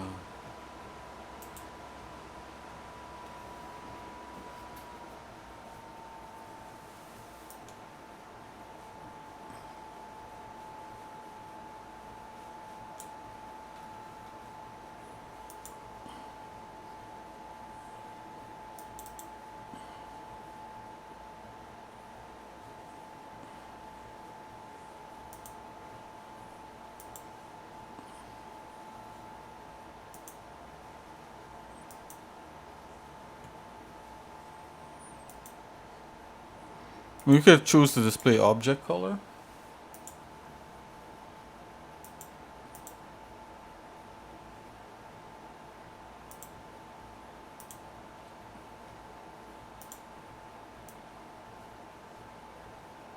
We could sample back this exact color.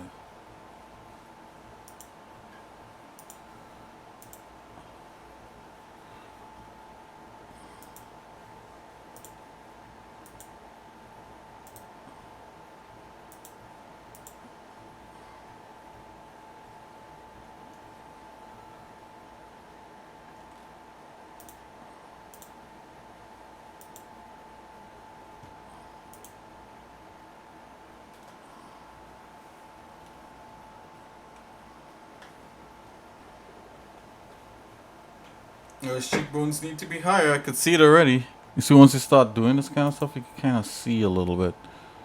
Let's see. It's going to sculpt. Use the grab tool.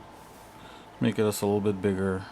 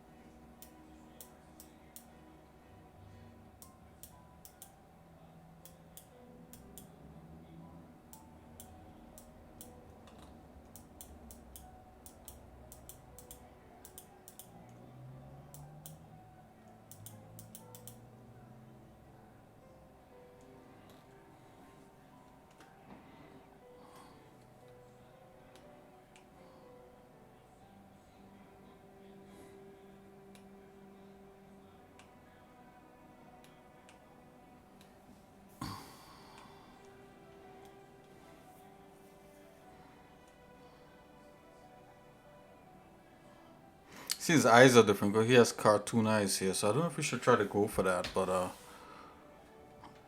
don't think I'll go for that as of yet. That'll be a Jerome question.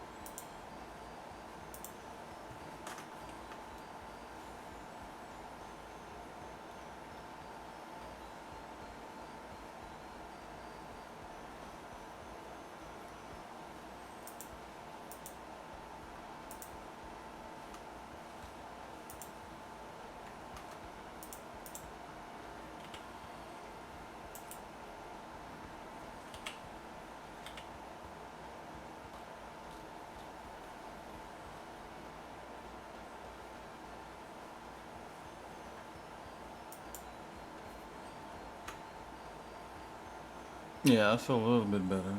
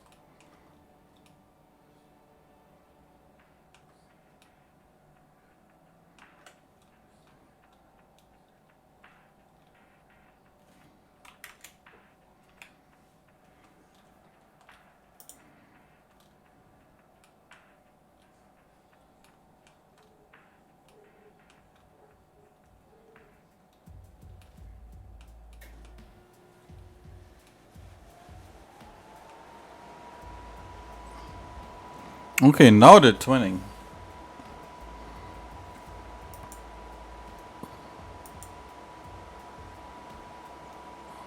Yeah, you add a little cavity to this thing and it just fleshes it out. Wow.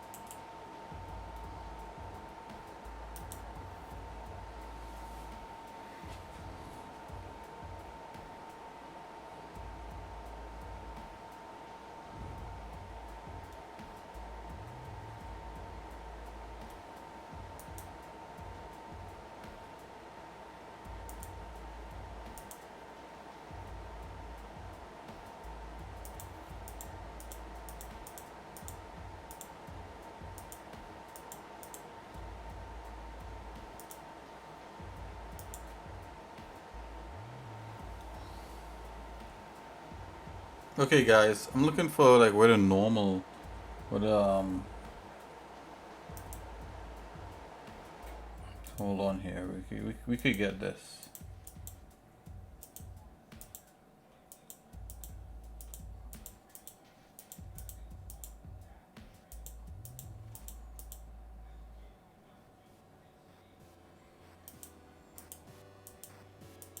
Okay, nothing in here.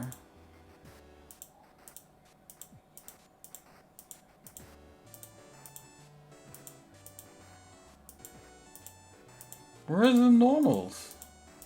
Ah, boy. What am I doing wrong here?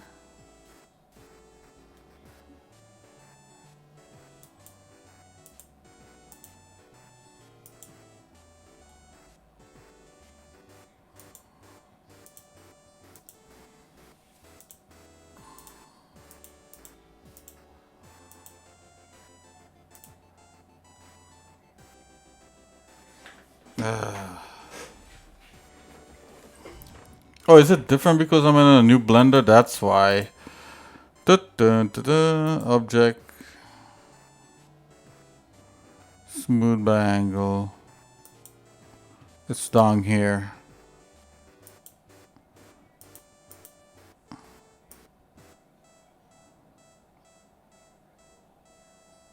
Oh, we could do that.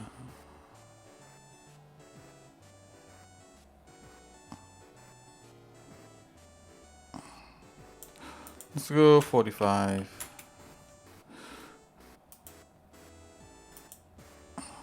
No, let's go with sharp edges. Yep. Save.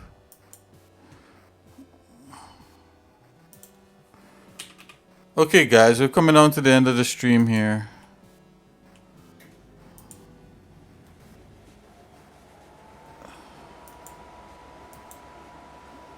What's this thing?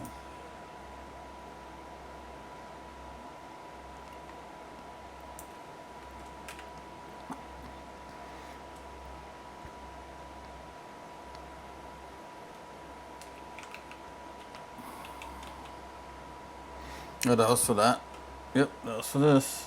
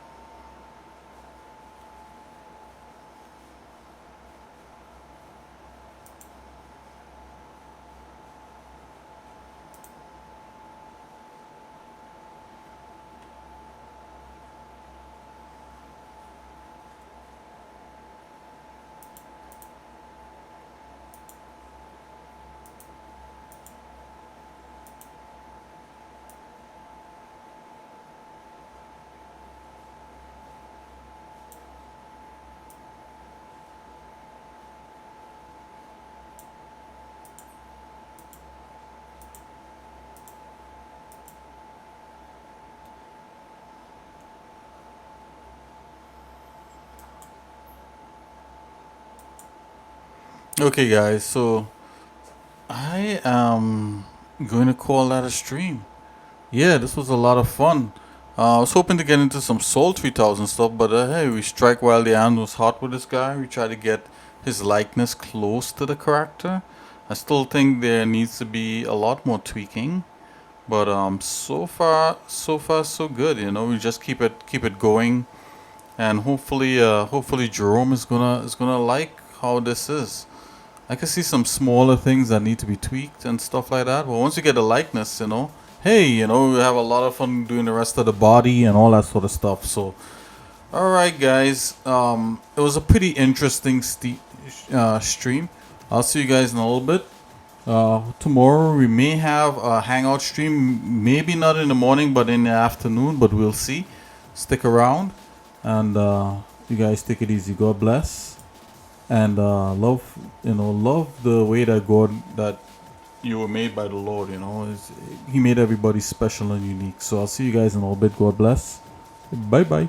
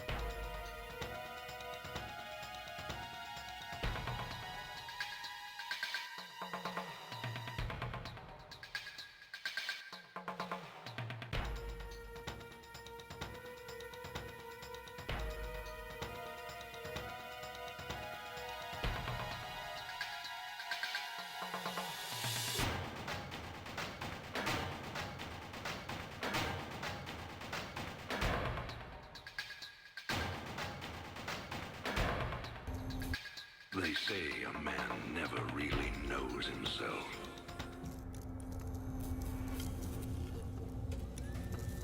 Until his freedom's been taken away.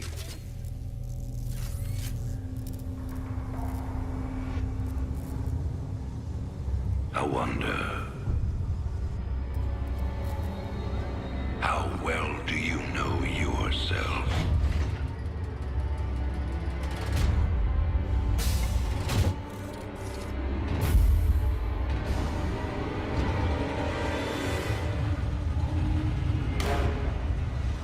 Prisoner, step forward onto the platform.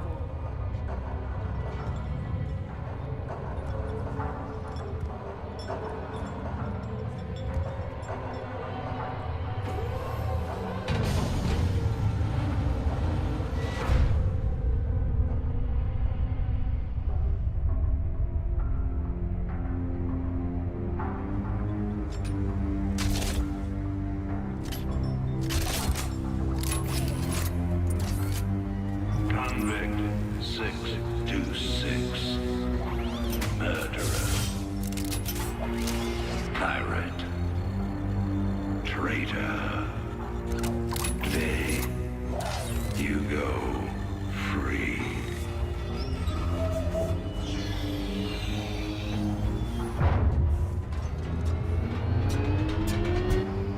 But, as you'll soon learn,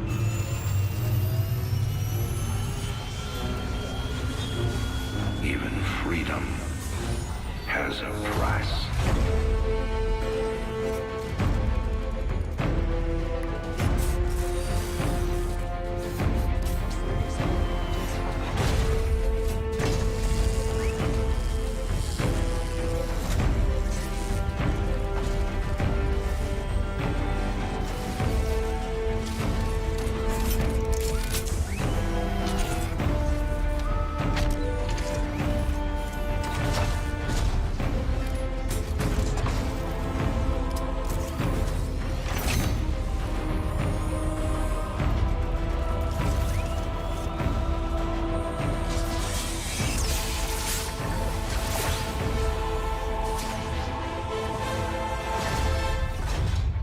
Combat suit sealed and locked. You'll carry your prison with you. That armor will be your new cell. Make no mistake. War is coming. With all its glory. And all its horror. Mr. Findlay, your freedom awaits. Hell, it's about time.